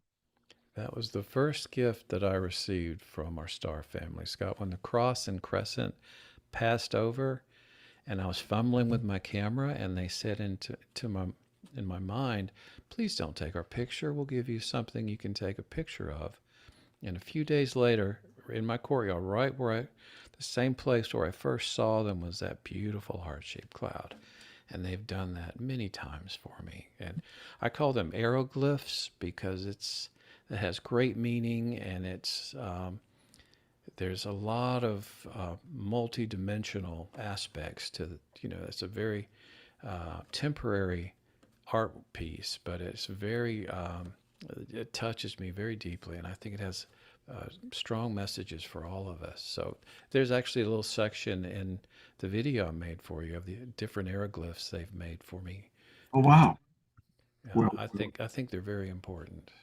You know, Mark Danisovsky just wrote that John Martin is always in that serene well of wisdom and beauty. Beautifully stated, Mark. Beautiful. I appreciate that, Mark. Thank you. Yeah. Well, we're going to have more from John, but I'm going to turn it back over to my wonderful co-host, Alan Steinfeld. Hey, Alan. Hey, John. Hey, thanks, John. That is always good to hear you and to know that you're kind of connected in with these beings. And Scott, I told you earlier, I'm at this place in upstate New York where they're doing a CE5 next door to me in the actual room. They were going to do it outside. I wanted to broadcast this from outside. So I got a message from the woman hosting this party before we came on, hosting the CE5, and I wanted to just play what she said to me as I was getting ready for this program. She came into the room. This is Zazar channeling, and let me just play this interesting clip that is about this openness we're moving into, this time of meeting the others. And this is Zazar, who's coming, Marilyn Gadovic, and she's coming on the cruise, and this is her message from the being that talks to her, called Zazar. And she got, right as we were going to go on, Zazar told her this. Let me see where this is, right here. All right. So tonight, Zazar, we're having a big contact night at the sanctuary. And Zazar, who is this multidimensional being who you're seeing on picture, says that tonight, as contact is going on in the studio, and as Alan is broadcasting from another room in the house, the contact in the studio from the ETs will create frequencies that will be dispersed through the house to Alan through his computer to the entire community that's not only listening, but that will be used as an offshoot to go throughout the earth. Wow, and that's happening tonight. That's happening right now, and soon, as we all sit down to go into meditation. And then when you get on the show, Yes. it's coming in through you because you will be like a broadcaster of the contact frequency that's coming in. So I'm going to be broadcasting contract frequencies through the computer to the people listening. Exactly. Wow. And you don't even have to know what they are or anything. Okay. This is what beautiful Zazar is communicating. Thank you. I'm here with Marilyn, who's the channel for Zazar. And that's one clip, and then this is another. That's interesting, isn't it, Scott? And this is what her comment on Raises disclosure. their consciousness to understand that we can all be in unity, not only as a human race, but with all the races of the world, of the cosmos. And so disclosure happens in us when we finally believe the truth that we are not alone, when we understand that disclosure is a thing that happens within our own consciousness, and we raise up to that level. Disclosing what? Disclosing to ourselves that magnificent light beings we are, and because of that, our connection and channels and openings to so many beings who share that light. That to me is disclosure. Anyway, did you get that, Scott? Yeah, it was a little soft, but we got the gist of it. And Okay. I have two more. I like the way of thinking that when we, as a mass consciousness, when the group consensus reality of enough of us say, yes, we accept this, that's when the door will open, so to speak, for there to be more of a public disclosure. Exactly. That's why John's music's so important, because he's bringing in that frequency of love, of openness, of being, because it's up to us. We can't wait for the government to do. This is a citizens movement, which is what Danny Sheehan's all about. It's like we have to do it. We have to demand, like all the rights movements, women's rights, black rights. We have to demand what is the truth and fairness from our government, of the people, by the people, and for the people. I know it's a little idealistic, but why not? So I have two more clips from Elizondo. Are we good with that? Yeah, let's take a look at them. All right, let's take a look at those clips from Elizondo, because there's one he did on CNN, and then there's one that he concludes. This is the CNN clip where he talks about what he went through. Luis Elizondo joins me now. How unbelievably exciting. Everyone is almost hitting their televisions with trying to lean in on this moment. I mean, you have written that the U.S. government has been operating a decades-long, I got to read this, crash retrieval program for these UAP, that biological remains of non-human origin have been found. Are you telling me that aliens are real? Well, what I'm saying, Laura, first of all, thank you very much for having me on your show. What I'm saying is that we have something that is made by non-humans. So whatever that means, right? We're talking about aliens in the vernacular sense, or are we talking about something that's been here all along? There's a lot of options. We're just now at the point as a nation, as a country, as a government, where we're beginning to acknowledge this. Why is it that there is so little transparency around this issue? I mean, what drives that decision? Is it fear? Is it lack of information? Is it something else? All governments want to make sure that they can provide safety and security for their people, for their citizens. And in this particular case, we have technologies that are being incurred into controlled U.S. airspace and over sensitive military installations, performing in ways that we cannot replicate, and there's nothing we can do about it. So that's not a really good conversation to have if you're a military leader to have with the American people, right? Until you have a solution. We recovered some of these crafts? So what I can say, I wrote my book for a very specific reason. First of all, I wanted to document and record my experiences in an actual UAP program by the Pentagon. But more importantly, I had to get it reviewed by the Pentagon. It had to go through a security review. In this case, almost a year it went through this security review. And so when I finally got the book back, that was the Pentagon saying, you can publish this. It is not classified. And in fact, anything that we don't want, we're going to go ahead and redact, which I left in the book. So anybody can read and say, oh, that's a portion the government doesn't want you to see. And I kept those redactions covered so people can see exactly what I wrote. Can I have that copy? Well, I don't. Okay. Well, when I say the redactions are in there, what I mean is the black lines, right? I'm very careful. I still have my security clearance, and I don't want to. I certainly don't want to violate the law or compromise national security. But this is, I think, is important because this is the ability for me to write an experience and get it approved by the government to say you can talk about it. But that's not the only time that's happened. Recently, last year, there was a historic hearing that occurred in Congress where several people, 2 pilots and an intelligence officer, testified before the American people under oath to Congress, where they talked about none other than the potential of the recovery of advanced technology not made by humans and biological samples. Continues its review of the historical record of U.S. government UAP programs, adding that they have not discovered any verifiable information to substantiate claims that any programs regarding the possession or reverse engineering of extraterrestrial materials have existed in the past or exist currently. Now that's interesting, Scott. So the Pentagon gives him the okay to say that we have recovered craft, and then they come out with a statement saying there's no evidence that there is this. So they're saying 2 different things. They're saying, oh, sure, tell me. I mean, so they're trying to confuse people there. It's so complex. What do you think is going on there?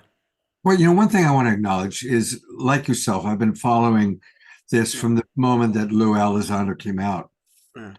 Do you see how refined he's gotten? I mean, he is, I don't know if he's hired a public speaking coach, but he was pretty clumsy a couple of years ago.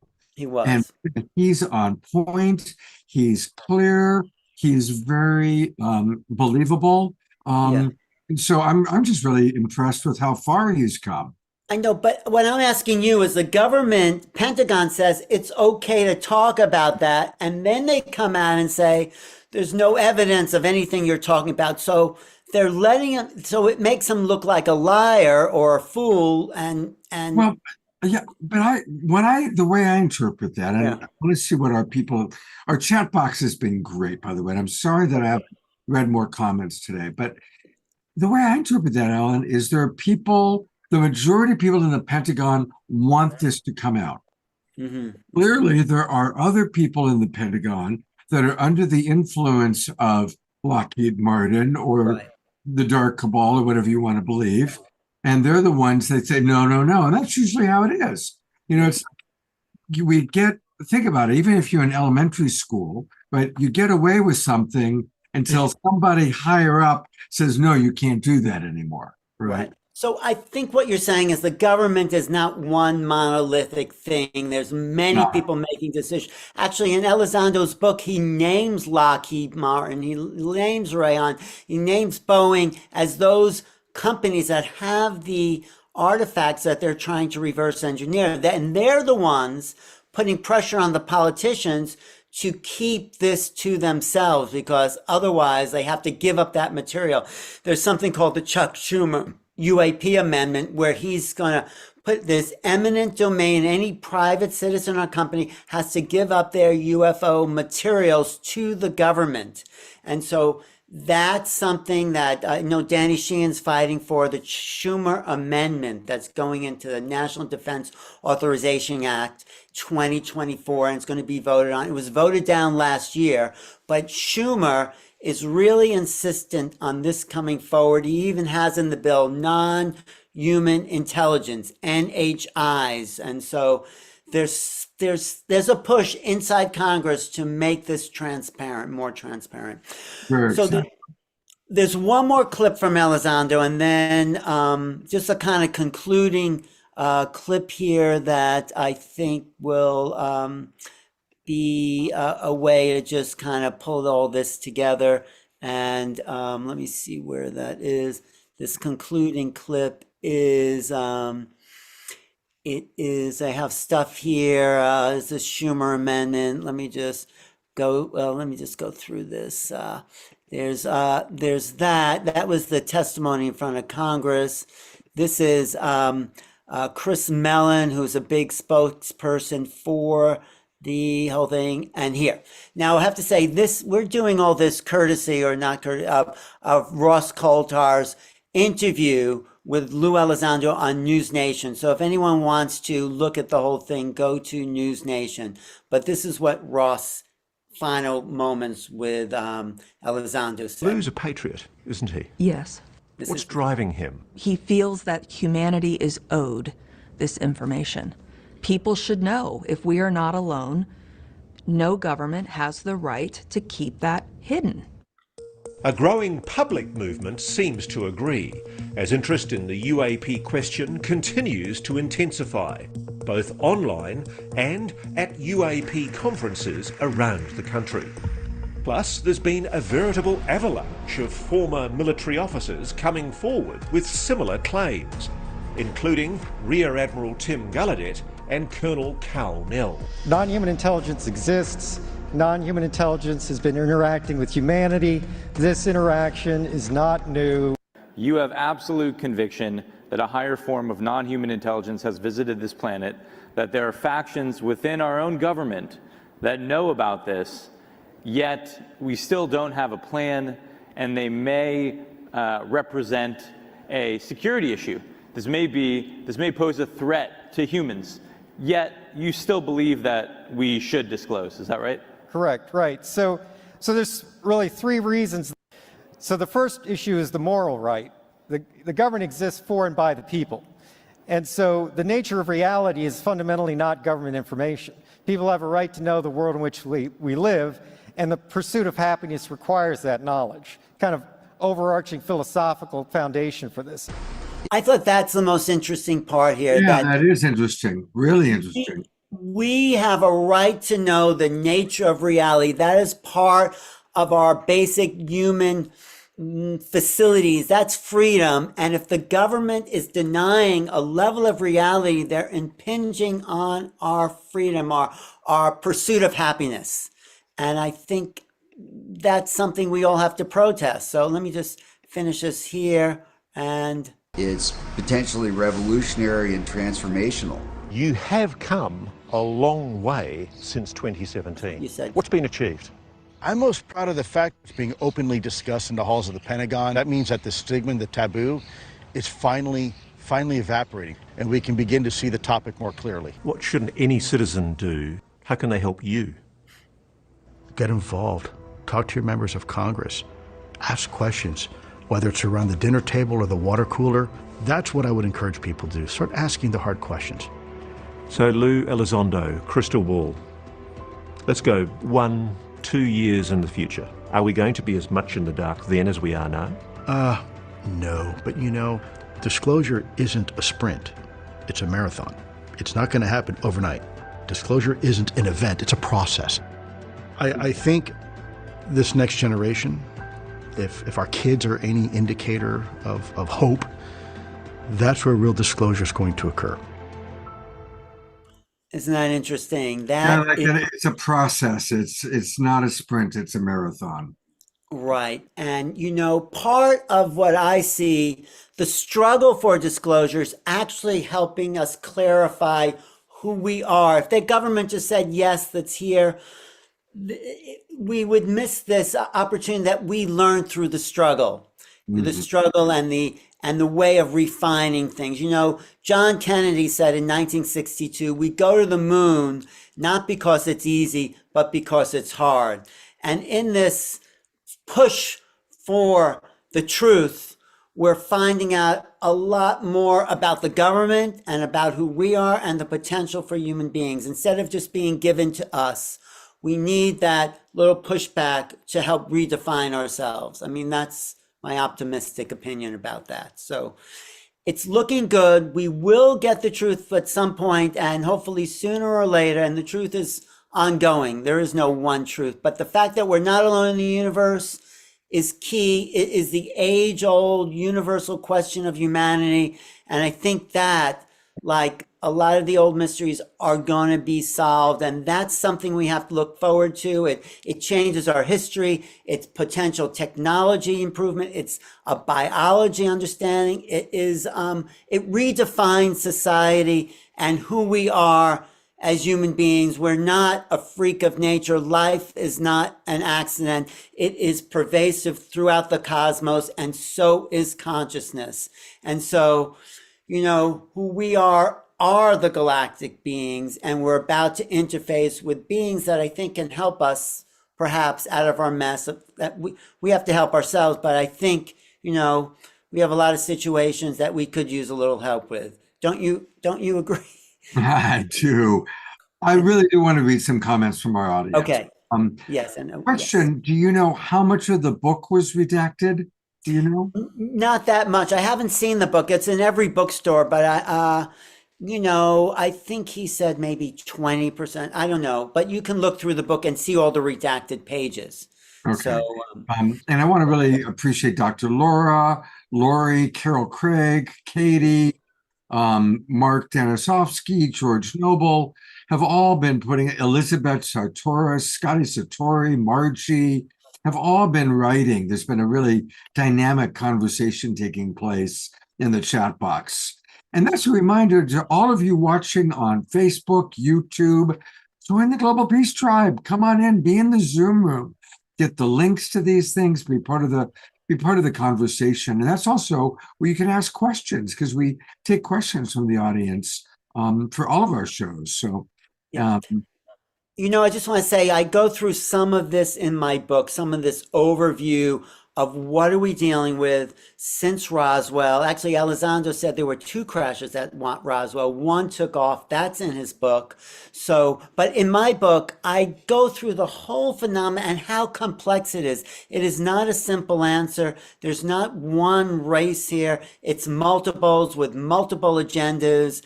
And who we are as a human race is also in its evolutionary moment. And that's why this is happening now at this time. The vibration of the planet and our minds is elevating, and we're about to meet the others on another playing field. They're not coming down to our level. We're raising up to their level. So, well, this is a good time to tell people to get your book. I am putting it into the chat box right now. And you can, of course, find it on Amazon. And here it is: Making Contact, Preparing for the New Realities of Extraterrestrial Intelligence. And it really is the Bible of making contact. It really is. And you've got so many great presenters. You've got Linda Moulton Howe, you've got Bertox. Who else? I got Whitley Strieber. I got John Mack, a previously unpublished essay by John Mack, who's really the godfather of this, because he legitimized abduction. He said these people are not crazy. So I thought the only way to really give a fair understanding is to get a little piece from everyone and let the reader put this together on their own, because if you listen to what these government people, no one knows what the truth, no one knows what's happening. That's part of the cover up. They can't acknowledge, look, there's something out here and we don't know who they are, where they're from, and what they want. So that makes them look a little ridiculous. And so we have to understand it's up to each one of us to make sense of this phenomenon, and then allow the government, or let the government, or pressure the government to come forward. So as a planetary species, we can look at the evidence and see how we're going to do this together as humanity. It's our time to come together. Margie just wrote, Greg Braden has said that the government already knew that there were pyramids on the moon when they sent men to walk on the moon. So that's an interesting thing. We love Greg Braden. Dr. Laura writes that the secret space program has been a complete criminal operation, so they're also fearful of reprisal. That's a good point. That's true. I don't know about the secret space program. I have yet to see evidence of the actual, but some people say it's happening. I mean, I know abductions are happening, which is like something you know, in your bed at night, the doors are locked, the windows closed, and something is at the foot of your bed all of a sudden. We can't explain that. So that's a real shock to our system. That's a trauma. So I don't know if they're all good, but that trauma and fear is something we have to get over if we're really going to meet these beings, because they're not like us on some level. So the fear is what's in the way, and there's nothing to fear if you know who you are. That's Yes. my feeling. What is your perception of how many of the abductions and even UFOs that we see are crafted by human beings, and how many are non-human intelligence? I think most of the, I know Elizabeth may have a different opinion, but I think most of the abductions are by beings looking for our genetic material in order to create a hybrid race. And I think most of the things we see in the sky are probably non-human intelligence. There probably is some reverse engineering that already happened. But I think if you go out there with night vision goggles, have you ever done that, Scott? You see these things going through the sky. I saw this triangular shape with night vision. As I was looking at it, it went from its shape pointing up to pointing down. As I was looking at it, it's like somehow it knew I was looking at it. And I think there is this mind link to humans that a lot of people talk about. And that's something we have to develop, this understanding of what consciousness is and the real use of consciousness. Well, we'll definitely have to talk to John Martin about that. I mean, in fact, no, his camera's off. But when we put John back on, because that's what John does. There he is. Hey, John, I just want to bring you on, and what you'd like to say about what, in response to what Alan just suggested. I really think it's a muscle that we can exercise. We all have that ability. You don't have to understand how it works. You just go out, and we have that innate ability to share the very best of ourselves. We communicate with each other as we're doing right now. You can just as easily do that with the universe. And that's what I do, Scott. When I'm outside, I speak with our star family, and if I don't see them, I know they hear me. And at night, as you'll see in the video, they come and interact on a nightly basis. When we're done here, I'll go outside. It's getting a little late here, but I'll do it anyway. And they love to signal. I'm trying different things. I put a drone up near Deneb there at the Cygnus constellation, and they'll come in and they'll buzz around it. It took me almost a year to get one to show up on the camera of my drone, but they think it's fun that I can, I'm trying these different things, and the energy they send is so beautiful. And the reason I wrote the book is I want everyone to bring their own perspective to this very vital aspect of humanity and the universe. If you can imagine millions of us taking the time to share the best of ourselves to the universe, we will absolutely elevate this world to a more loving and just a better world, really, period. And that's why I've been spending so much of my time working on this. Well, this is a good time for us to show the video that John put together for us. And I want to read a couple of comments that have come in, and then we'll show John's video. And then, Alan, I know you still have a couple of videos to show.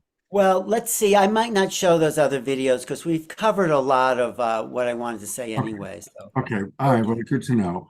Ayana writes, if there are not so benevolent ETs, John, I imagine that your frequency and open heart draws only the benevolent ones. I feel very strongly about that.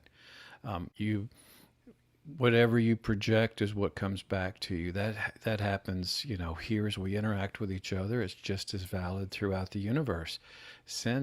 We are blessed beings in many ways, and we have to recognize that in ourselves, that there's a type of divinity that each of us have that is honored and respected. And when you make that effort to share the very best of yourself, whatever it is, whatever you've dedicated your life to, share that in a very meaningful way with the universe. That's what I did. I just sat out and I sat and played Bach and Ravel and Jobim and my original things, just stuff that's very important to me. And at the same time, my mind was working in a dual fashion. I was playing guitar, but at the same time, I was sending my best thoughts and energies and love deep into the universe. And there's a quantum element to that where distance is, it doesn't play into it.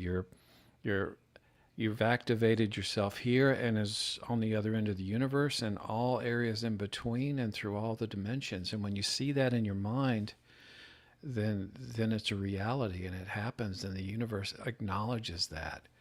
And it's a wonderful, beautiful experience. And I've never had any negative experiences, and I've been doing this for many years now.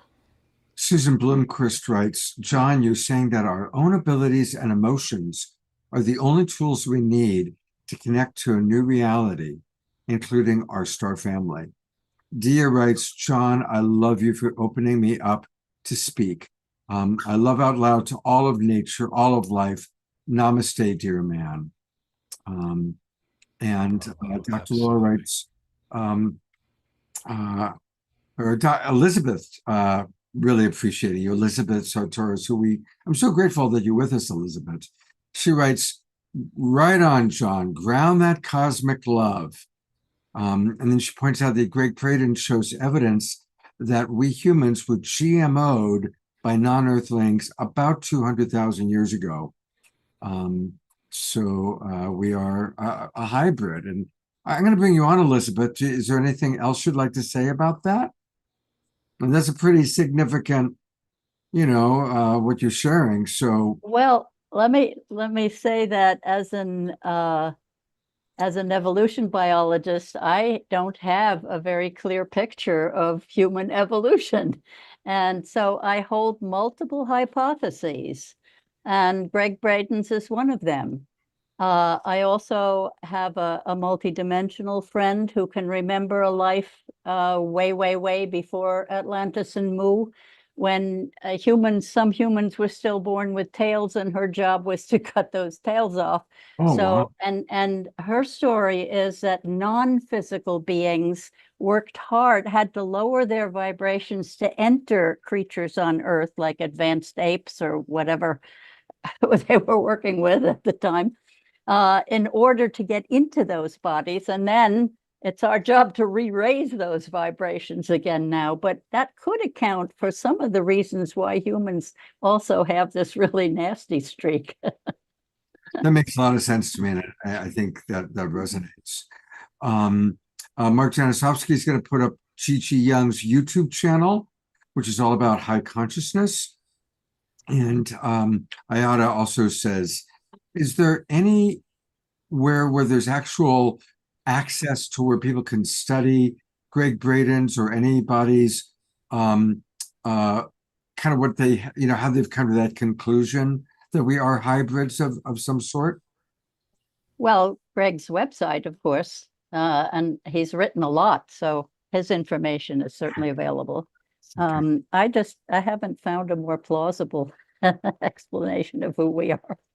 What are you saying, Elizabeth? That we're hybrids? I think we were GMOs, right? Genetically modified organisms. Well, this is what Linda Moulton Howe says. The evolving primates were genetically upgraded by these other races to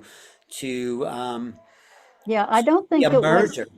It wasn't so much, Ellen, a case of upgrading the apes. It was a question of non-physical beings wanting to come to Earth and being in this dimension, and so getting themselves into something that they could work with. Something physical. So we are those non-physical beings that we got into these bodies. So we are the extraterrestrial consciousness, I feel. But we're all of it. We're them, and we're the Earthling. And we're the apes, yes. And that's why we have to ground cosmic love down to our physical toes, not just get it intellectually, not just get it even in the heart, and hold those new kids coming in who know where they came from, who know who are of the higher vibrations. They have to be held and grounded in physical love to keep them here. Well, that's been the struggle of humanity. Do you listen to the lower three chakras or the upper, chakras? I mean, where do you base yourself? So all of it. I think we are shifting that reality. I think these wars now are the final call of those tyrants that want power. Yeah, so we have to raise our vibrations, but keep our feet on the physical ground while we do so. Embodiment is important. I think I'm on my way out of the physical, and I may be coming to these meetings. Not so fast. Not so fast, Elizabeth. Not so fast. Well, a perfect example of high vibration in human form is John. And I want to play a video he put together just for us for tonight.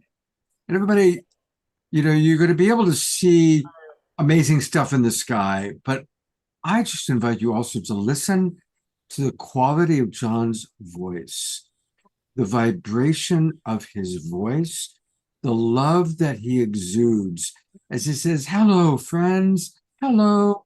It's thank you. Thank you." I want you to know, John, I imitate you. I walk around and I'll look at nature and go, "Thank you. Thank you. That's so Thank great. you."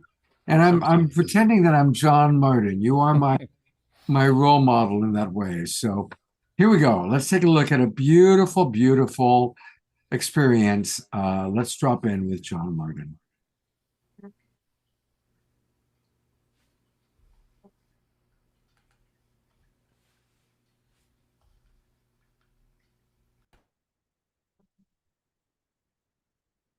Thank you, John.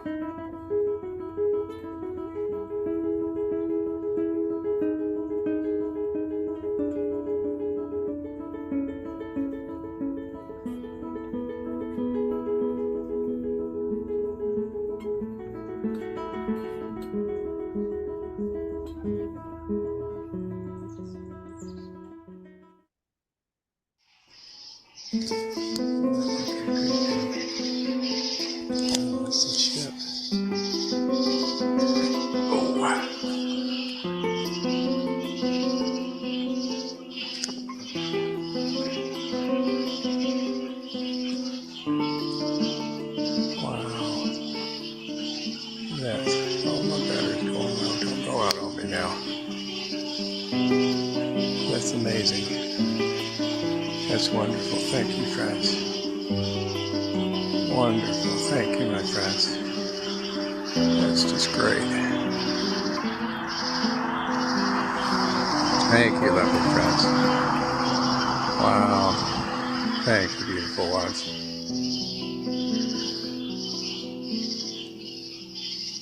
Well, yeah, you keep those y'all in there.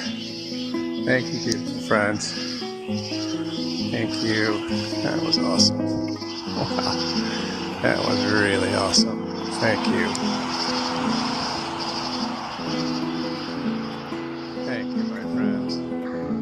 Just randomly.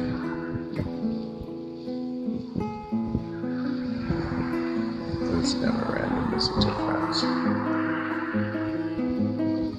Wow. That's one of the greatest things you've ever seen. Wow, friends.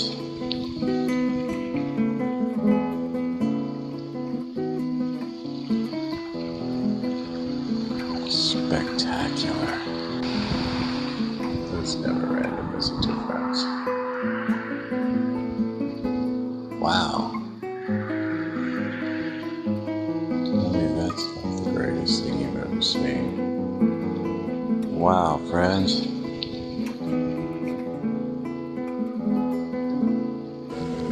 You are. Hey, sweet friends. Hey, lovely ones.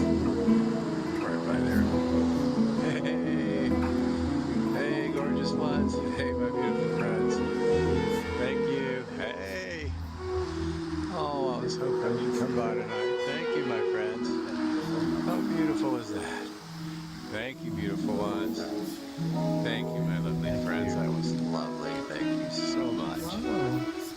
Hey, beautiful ones. Hey, my gorgeous friends. Thank you for coming to see me. Hey, beautiful ones. I was asking what your name was. Thank you, sweet friends. Love you. Thank you, friends. Wow. Wow. Oh, there's my friends. Oh, there's two. Oh, how gorgeous. Wow. Gorgeous. So awesome, friends. Beautifully done. Wow. That was great. Thank you, sweet friends.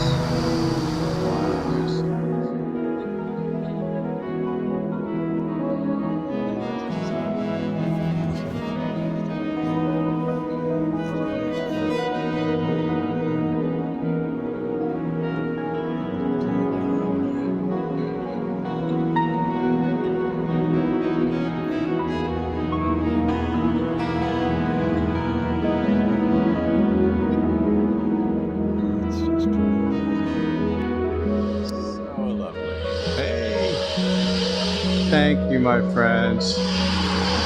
How absolutely beautiful. Absolutely beautiful. Hey, my dear friends. Hey, gorgeous ones. You're so wonderful. Thank you, sweet friends. Thank you, beautiful ones. Absolutely beautiful. Thank you, loveliest. So important to me. Thank you. Thank you, gorgeous ones. Thank you, my dear friends. So beautiful. Have a lovely night. Thank you. There we go. Right through. Hey, friend. Thank you. Thank you, gorgeous one. Thank you, beautiful one. Hey, hey. Yes, indeed. Thank you, my lovely one. That was fantastic. Thank you. Gorgeous. Thank you, my beautiful one. Thank you for that.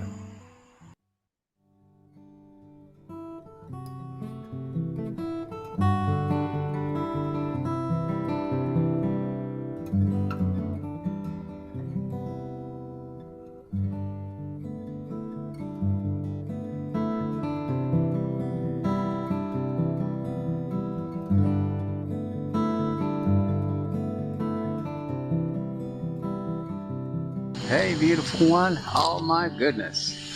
Hey, loveliest. Oh, you are gorgeous. Hey, beautiful one. Hey, my sweet friends. Oh, how lovely. Thank you. Thanks for coming to see me, dear friends. Look, you're so wonderful. Thank you, beautiful one. Oh, my gracious. Hey there. So wonderful to see you tonight. Thank you, beautiful one. Absolutely gorgeous. Thank you. Hey there. Loveliest. Hey, my friend. Oh, it's so great to see you.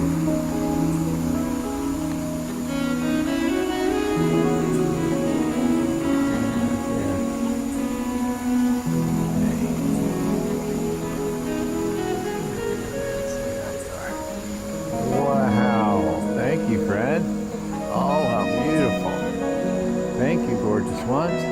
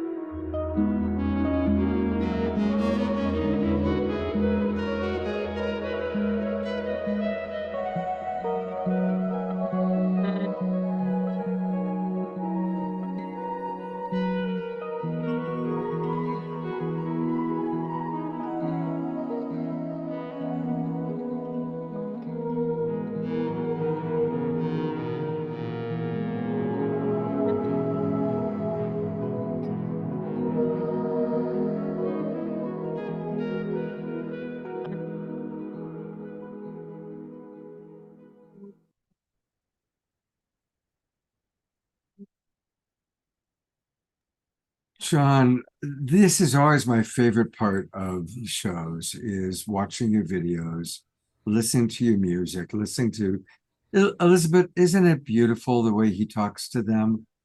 Shouldn't we all talk to each other the way that John talks to the Sky family?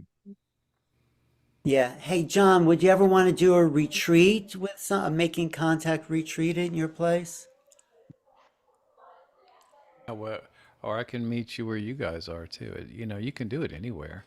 That's the Yeah. great part of it. It's, you know, it's within us. So location is not really a factor at all, as Elizabeth knows as well. Right. But there are some hot spots. I think you might be in a hot spot where you are down there. I think we create our own hotspots, is what it is. That's true. Yeah, but you have created a hotspot because now they all know, hey, let's go listen to some John Martin music. You know? Well, I have we have an agreement. There's a little park right next door, and you know, I used to do it here in the courtyard, but there's so many homes around me that I want to respect that. I mean, I think it would be helpful for everyone to experience it, but they need, you know, to have full knowledge and come to it in their own way. So there's a little park next door, and there's a picnic table, and I set up there with my little cameras, and you know, and I can project music in my mind. That's what I do as well. Is, you know, it's so deeply ingrained in me that it's a crystalline aspect of who I am, and I just send that music deep into the universe, and they immediately recognize that. And you know, we've just got this understanding that, you know, I'll be there, and if I can't, I stick my head out and I say, I'm sorry, I'm not going to be able to make it tonight, and they understand that. And you know, we have a very civil relationship. You know, I've never had anything, you know, intruding into my personal space. You know, we honor each other, we share higher vibrational experiences, and there's a deep love that's generated between us, and that's what I want everybody to experience. But have you ever had visitations? Have they ever shown up by your? Yes, I've had a few visitations. Yeah. All right. Like the one that came through the portal at the park, that was at the end. That was a being that was not quite in our dimension, but you could see the portal it came through. And what's interesting is that was kind of early on in my experience, and I turned away. I took a few, like 4, maybe 5 pictures, but I turned away from that being. And when I walked home, I was wondering why I did that.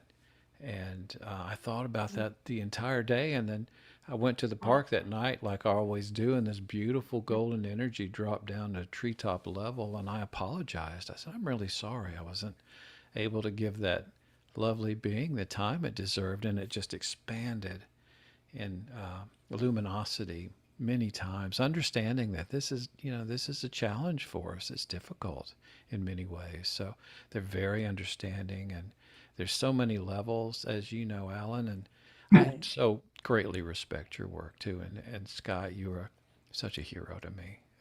I'm so honored to be here tonight. Well, it's an honor for us to have this connection, because what I was trying to communicate is there's so many ways people are looking. Some people are saying, what, there's UFOs, and other people are saying, you know, it's negative, it's positive, and then there's the higher levels. As we go higher in ourselves, we meet those beings at the levels that we resonate on. That's my feeling. I think that's true, Alan, and I don't think there's any top to it. You know, there's the levels are as high as we can aspire to. And so I bring the very best of myself, as you do, into this. And when we all do that, when we recognize that what we have to offer the universe is as valid as what they have to offer to us, they are as interested in our lives as we are the potential of a rich relationship with them. So we should do everything in our powers to really try to make that a reality. And we can do it. We all can do it. That's my biggest thing. It's available to all of us. Yeah, no, one thing, Jeffrey Kripal, I read a lot of literature. Jeffrey Kripal is a great thinker, Whitley Strieber, but Jeffrey said there's a reflexive quality to the phenomena. If you're a negative being, if you're in government and trying to make weapons from this, you're going to get that negative reflection. If you're love and light and joy, you're going to get that reflection. So there's this very strange reflection of consciousness that is being amplified in the face of what the other is. And the logical, rational thinkers can't understand that, but I think we can. Yeah, my father was an aerospace engineer with Lockheed. He was very high up in that, and he just finished this really big project, and he took me to Lockheed, and we went in, and it was a private tour, and I don't remember anything about it, and he quit his very important job there about a week later. And I spoke with Whitley about this, and I really think they wanted to put me into one of those secret programs. And my dad said no, and we had many difficult years following that. So this goes back very far for me, Alan. Right. There is a whole, Elizondo does name these corporations in his book, Eminent. And so something's in the way for us knowing this ultimate truth, that we're part of a universal consciousness. And I think is this just a struggle to keep the vibration at a 3D versus where we want to go. And some of us are on higher dimensional levels of consciousness. And as the Hertogs were showing us, Scott, it is a global phenomena. It is not just in this, it's planetary. It is planetary. Of course it is. Of course it is. Yeah. Well, John, thank you so much. I put the link to John's book into the chat box. But again, for all of you watching on Facebook and YouTube, it's The Universe Loves You by John Martin. Just Google it or put it into Amazon and you'll find it. It's about the fourth Universe Loves You book down, but it's the best one. And Thanks, Scott. And then also, again, Making Contact, Alan Steinfeld's real, the book that is just got really the top leading voices in the field sharing their wisdom. So these are two wonderful books to get. Are you doing announcements, Scott, now? We're about to move into announcements. We're about to go. No, I had something else I wanted to announce, but after you want Go to for it. Go ahead, John. No, it is Alan. Sedona Ascension Retreats. Can you click on this and bring that up on the screen in the chat? Sure can. Sedona Transcendence Retreats, which is that coming through there? Yeah. I'll bring it up in a second. Which is happening this September in Sedona. Geez, I put it in the chat. Yeah. And it's going to be a fantastic gathering of people. We're doing Lisa Royale, who's one of the original channels of the Lyrans, is going to be leading a CE5 there. This is medium psychics and channels. It is really next level. This woman, Ann Tucker, who we should have on the show, talks to angels. She has some amazing predictions about the coming of this light phase. Maybe it's a solar flare, maybe, but that light is going to uplift the planet. That's what she says, and she's going to be here along with a bunch of other really brilliant people. You can get tickets. It's September 19th to the 21st in Sedona, which is a vortex that everyone should visit. I'm sure a lot of your audience has, and there's a lot of other stuff. The cruise, the Conscious Life Expo coming up. So we'll do more shows as these key events show up, Scott. Thank you. It's been a really great night. We've covered a lot. I'm so happy Elizabeth was here. Yeah, wasn't that fun?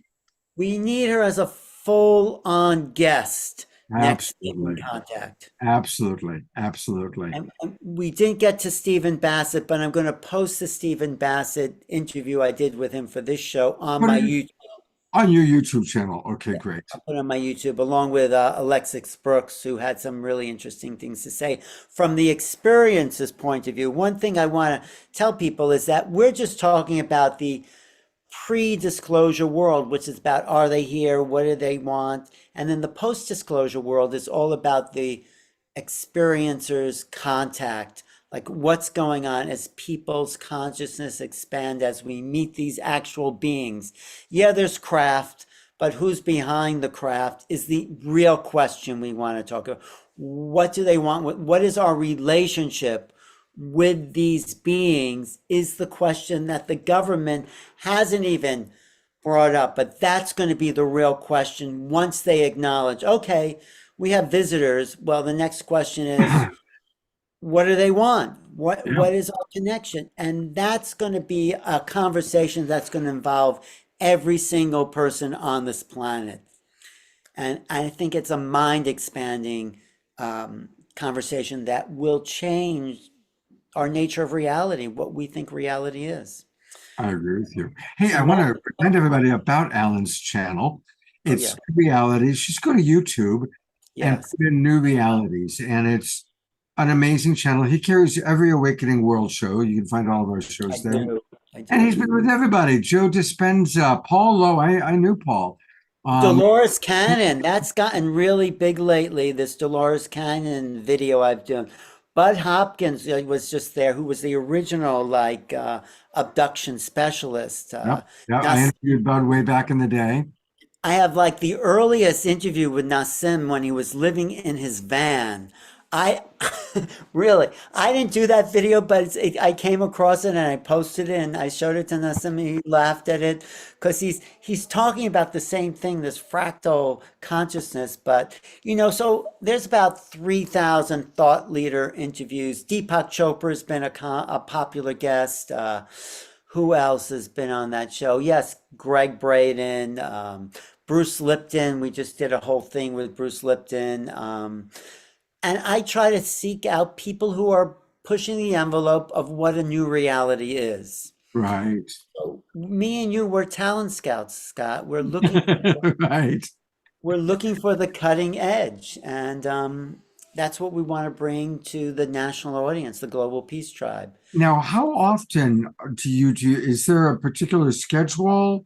I do about 3 or 4 shows a week. I'm going to be interviewing Susan Giesman. And when there's events coming up, I do interviews to promote those events. So Matt Kahn, I just interviewed. So I do about, if you look at New Realities, I talk to at least 3 or 4 different interviews every week. And this is just my playlist. Here's some of these other ones. Montauk Chia, Paul Selig is great. This woman, Ann Tucker, it's already begun. That's interesting. That's where she makes the predictions. And then I have shamanism. Here's I've interviewed Deepak every time he has a new book out, he says, will you interview me? And then I had my new book out. I said, Deepak, would you interview me? And Deepak did interview me with my new book. That actually helped put it on the bestseller list on Amazon. And I talk about sex and sexuality, conscious evolution. Learning how to kiss. Now, that wasn't with Deepak, though. It was tantric kissing techniques was definitely with somebody different than Carla Tara. I know Carla Tara. Oh, my God. Yes, Carla. Yeah. This conversation with Jim. It's fantastic what you've got there. Well, I've been doing it since, before there was YouTube, I was doing shows on Manhattan Cable. Right. And I had this bulk of shows that I just had to transfer to digitize it. And that gave me a head start as one of the early YouTube creators. So, there's a lot of people who have more subscribers, so subscribe, but I have about 86,000 subscribers. I want to get to 100,000. You'll get there. And thank you. So subscribe if you're watching this to youtube.com/New Realities. And it's always great. Yeah, I'm going to be interviewing Susan Giesman coming up. And you'll be in Sedona in a couple of weeks, so that's going to be fun. Yes. You're going to be in Sedona? No, you're going to be in Sedona. I am going to be in Sedona, yes. And then in the spring, I'm going to be there with Bashar. He's coming to the couple of conferences. And actually, I have a great interview with Bashar. It has 500,000 views. So I should put that in the chat. So, you know, the times they are changing, as our friend Bob Dylan says. And we're trying to keep up with these changes and also facilitate the change. That's why it's so exciting. I mean, Scott, you've been at it 3 times a week. I mean, how many shows have you done in this platform? Over 600. Over 600. Yes. So, you know, and you've been keeping up with it, you know, since the whole thing began. So it's an ongoing, evolving movement, and it keeps growing. It keeps expanding into all those beings that are just coming on board and waking up and saying, what? There are these other levels of reality. And that's what makes our job so exciting, is that our community keeps expanding. Yeah. And because of shows like yours and mine. So yes. Alan, thank you. I've got a few important announcements, and then we've got a closing on with Shar song. Great. Thank you, Alan. Thank you. I'll see you soon, Scott. We'll do more shows. I look forward to it. Love you. Thank you. There he is, my good buddy Alan Steinfeld, who I have known and been working with one way or the other since 1989. All right, we've got a really big week coming up. So I want to show everybody what we've got going on, because hopefully you're going to be participating in all of these wonderful things. Now, this Wednesday night, we have our regular Awakening World, but it's going to be a unique show. It's going to be the launch of the Founding Mothers Movement. The Founding Mothers Movement. And while Omar Shar is playing his song, I will put into the chat box a unique Zoom room link. You know, most of our shows, as you all know, only subscribers are allowed to come into the Zoom room. But for this particular show, we're going to do a lot of extra promotion, and we're using it as an invitation for people to discover the Awakening World as they discover the Founding Mothers Movement. So there will be a unique Zoom room link. It's open to the public, and I'll post that into the chat box while Omar Shar is playing. And these are incredible women. Wait till you hear what they're up to. They are doing a lot, and it's really exciting what they're creating. Then on Friday night, we're going to have a special event. It's going to be a kind of a unique experience. Some of you all know Andrew Keene, and this is, and I'll also put the details for this also into the chat box, but it's going to be a special celebration. Remember last week we had Rick Ulfik on the show. It's the 20th anniversary of the 11 Days of Global Unity. And this is a special event happening on Friday, 1 o'clock Pacific time, 4 o'clock Eastern. And there'll be all those people joining us. Missy Galore, you remember Missy? She's awesome. Patricia Ann Davis is a very wise woman. Jody Sirota. Jody, you know her, Alan. Of course, Kristen Hoffman is providing a video. And several other new friends, people we haven't seen on the show before. So it's a special event, free to everybody. And that's going to be this Friday, the 13th at 1 o'clock in the afternoon. So please do join us. Then for those of you that live in the San Francisco Bay Area, I am producing a couple of events at the Sunrise Center. And the Sunrise Center, you'll recall, is in Corte Madero. That's in Marin County. We're just about 30 minutes over the Golden Gate Bridge, or 30 minutes from the Golden Gate Bridge, depending on what direction you're coming in. And so for any of you in the Bay Area, Roger and Bonnie, George Noble, and others, come on down. This Thursday night, September 12th, Rhea Mana is going to be doing a special concert. And you've seen Rhea on this show a few times. She's wonderful. I really love this woman. And she's going to be doing a concert and a voice activation, Songs for the Earth, this Thursday night and in Corte Madera. It will not be online. It's in person only. So join us. And then a really big event is happening next Saturday night, September 21st, we are going to be live in San Francisco. It's the 40th anniversary of the International Day of Peace, which started in San Francisco. Of course, it's happening all around the world. Omoshar is going to be in Japan. There's going to be a 24-hour live global broadcast, which we're going to show most of that or a lot of it on the Awakening World. And they're going to be in key cities. And there are several major cities where there's a lot going on. Well, one of those cities is San Francisco. So from 11 a.m. till 4 p.m. on Saturday, the 21st, there'll be a big ongoing stage program going on just out in front of City Hall in City Center Plaza. And so for those of you who can come on down, come on down. There's going to be music, Maria Moldar, Joan Baez, some really cool people playing music. They're going to be dancers. And yours truly is going to be there providing the online version, interviewing people. And so come on down, meet me, have fun. I've invited some wonderful co-hosts. You remember Jayoti Ma, the woman who works with the Kogi. She'll be with me in person as a co-host. Oshala, who you saw on the show last week, she'll be with me as a co-host. And Rhea Mana, who we just saw, will also be with me as a co-host. So it's going to be really fun on September 21st. So that's what's going on. I hope to see you all, of course, online for these events. Hope to see some of you in person who can come to the Bay Area events. And I am going to put in the chat box the essential information and close us out with our Alpha and Omega man, Mr. Omoshar. Yes, the icing on the cosmos. This is a beautiful nebula behind me. And for the closing song in this Awakening World, I have to say that tonight's Making Contact show has been, I think, the greatest one that we've ever had, that you've ever had, Scott. It's because now what I'm seeing is all of these amazing disclosure beings like Alan and JJ, etc., are bringing consciousness fully into the whole picture and acknowledging that as we rise in frequency and as we accept the new realities, then they will be revealed to us, not the other way around.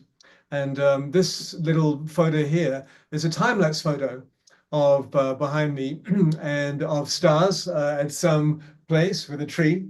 Anyway, it's pretty cool. I thought it would be lovely to have that during this song whilst people dance and sing and drink.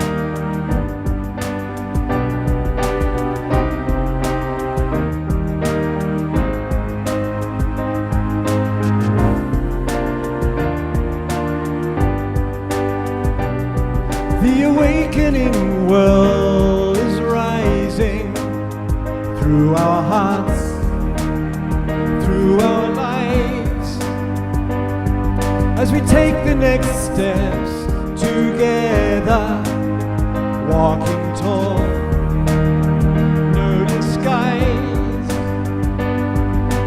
Here we are again, loving all we see. Lift each other up, let each other be, healing all the past, healing you and me, loving all that's gone, loving what's to be. The awakening world is rising through our hearts, through our lives. as we take the next steps together, walking tall, no disguise, nothing left to say, nothing left to do. Let your spirit shine, let your soul on through. Time is what we have, time to think anew. Let inspiration flow, let inspiration flow.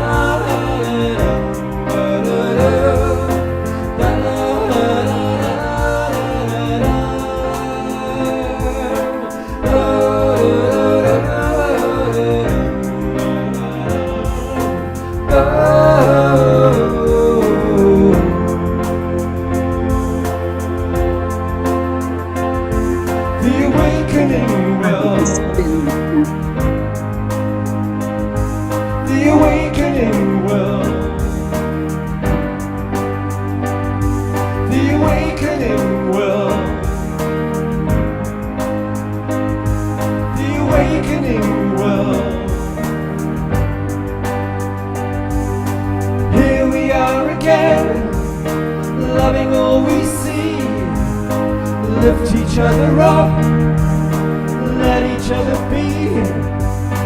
Nothing left to say, nothing left to do.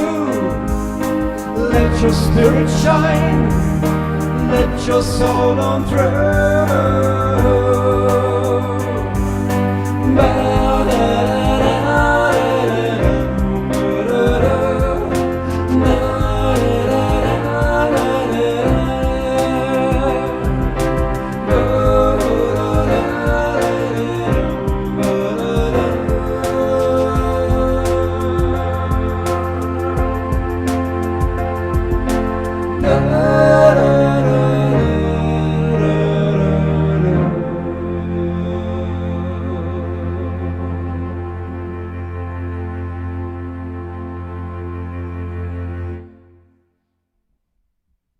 And so I'll give a big, beautiful twinkle to Omar Shah. Thank you so much, my beloved friend. Of course, every time I hear that song, I get chills and I get tears. Me too. And it evolves. All of these songs, they get written kind of as a result of the consciousness of the show. And then they get polished up and honed, and new rhythms and new sounds and just little tweaks, and to a place where I finally like them, because normally you'll write a song and you record it and all the tweaking happens in the recording, but these happen real time. So anyway. So beautiful, Omar Shah. While it's on my mind, I'm going to bring Sean on in a moment, but hey, everybody, in the Zoom room, you do need to register for Wednesday night's show because it's a unique Zoom room. So it's free. But I put the link into the chat box. It'd be a good idea. I'll send out an email reminder, but while you're at it, just go in right now, just click and put in your email address, and then you'll automatically be sent the Zoom room for Wednesday night's show. And again, Wednesday night's show is going to be very, very unique. It's the launch of the Founding Mothers Movement. And wait till you hear what these women are doing. It's very exciting. And here is our beloved John Martin. Boy, between music from Omar Shah and music and visual from you, John, thank you both so much. This has been an honor to be a part of this show, Scott. Thank you for having me. And you are really making big, important moves for the universe. I'm so honored to be here with you. We get to watch the awakening world. Take care, everybody. Thank you, John. Thank you, Omar Shah. Thank you, audience. I'm going to go to gallery view to close this out. And I hope to see all of you on Wednesday night. Make sure you register so you get the link. And I'll also send out the link in an email. But it'd be great if you can register for it right away. Margie, you're going on the cruise. Congratulations. Mark Denisovsky put it in the chat box something really cool that he's doing. You know, Mark always is creating wonderful music in one place or another. And Charlotte was with us, and Charlotte's going to be in Toronto with JJ and Desiree, Bruce Lipton, Greg Braden. I'm having FOMO, a little fear of missing out right now. I love you all so much. See you on Wednesday night. Have a wonderful weekend, everybody. And remember, we can make every day sacred by choosing to see the divinity in all.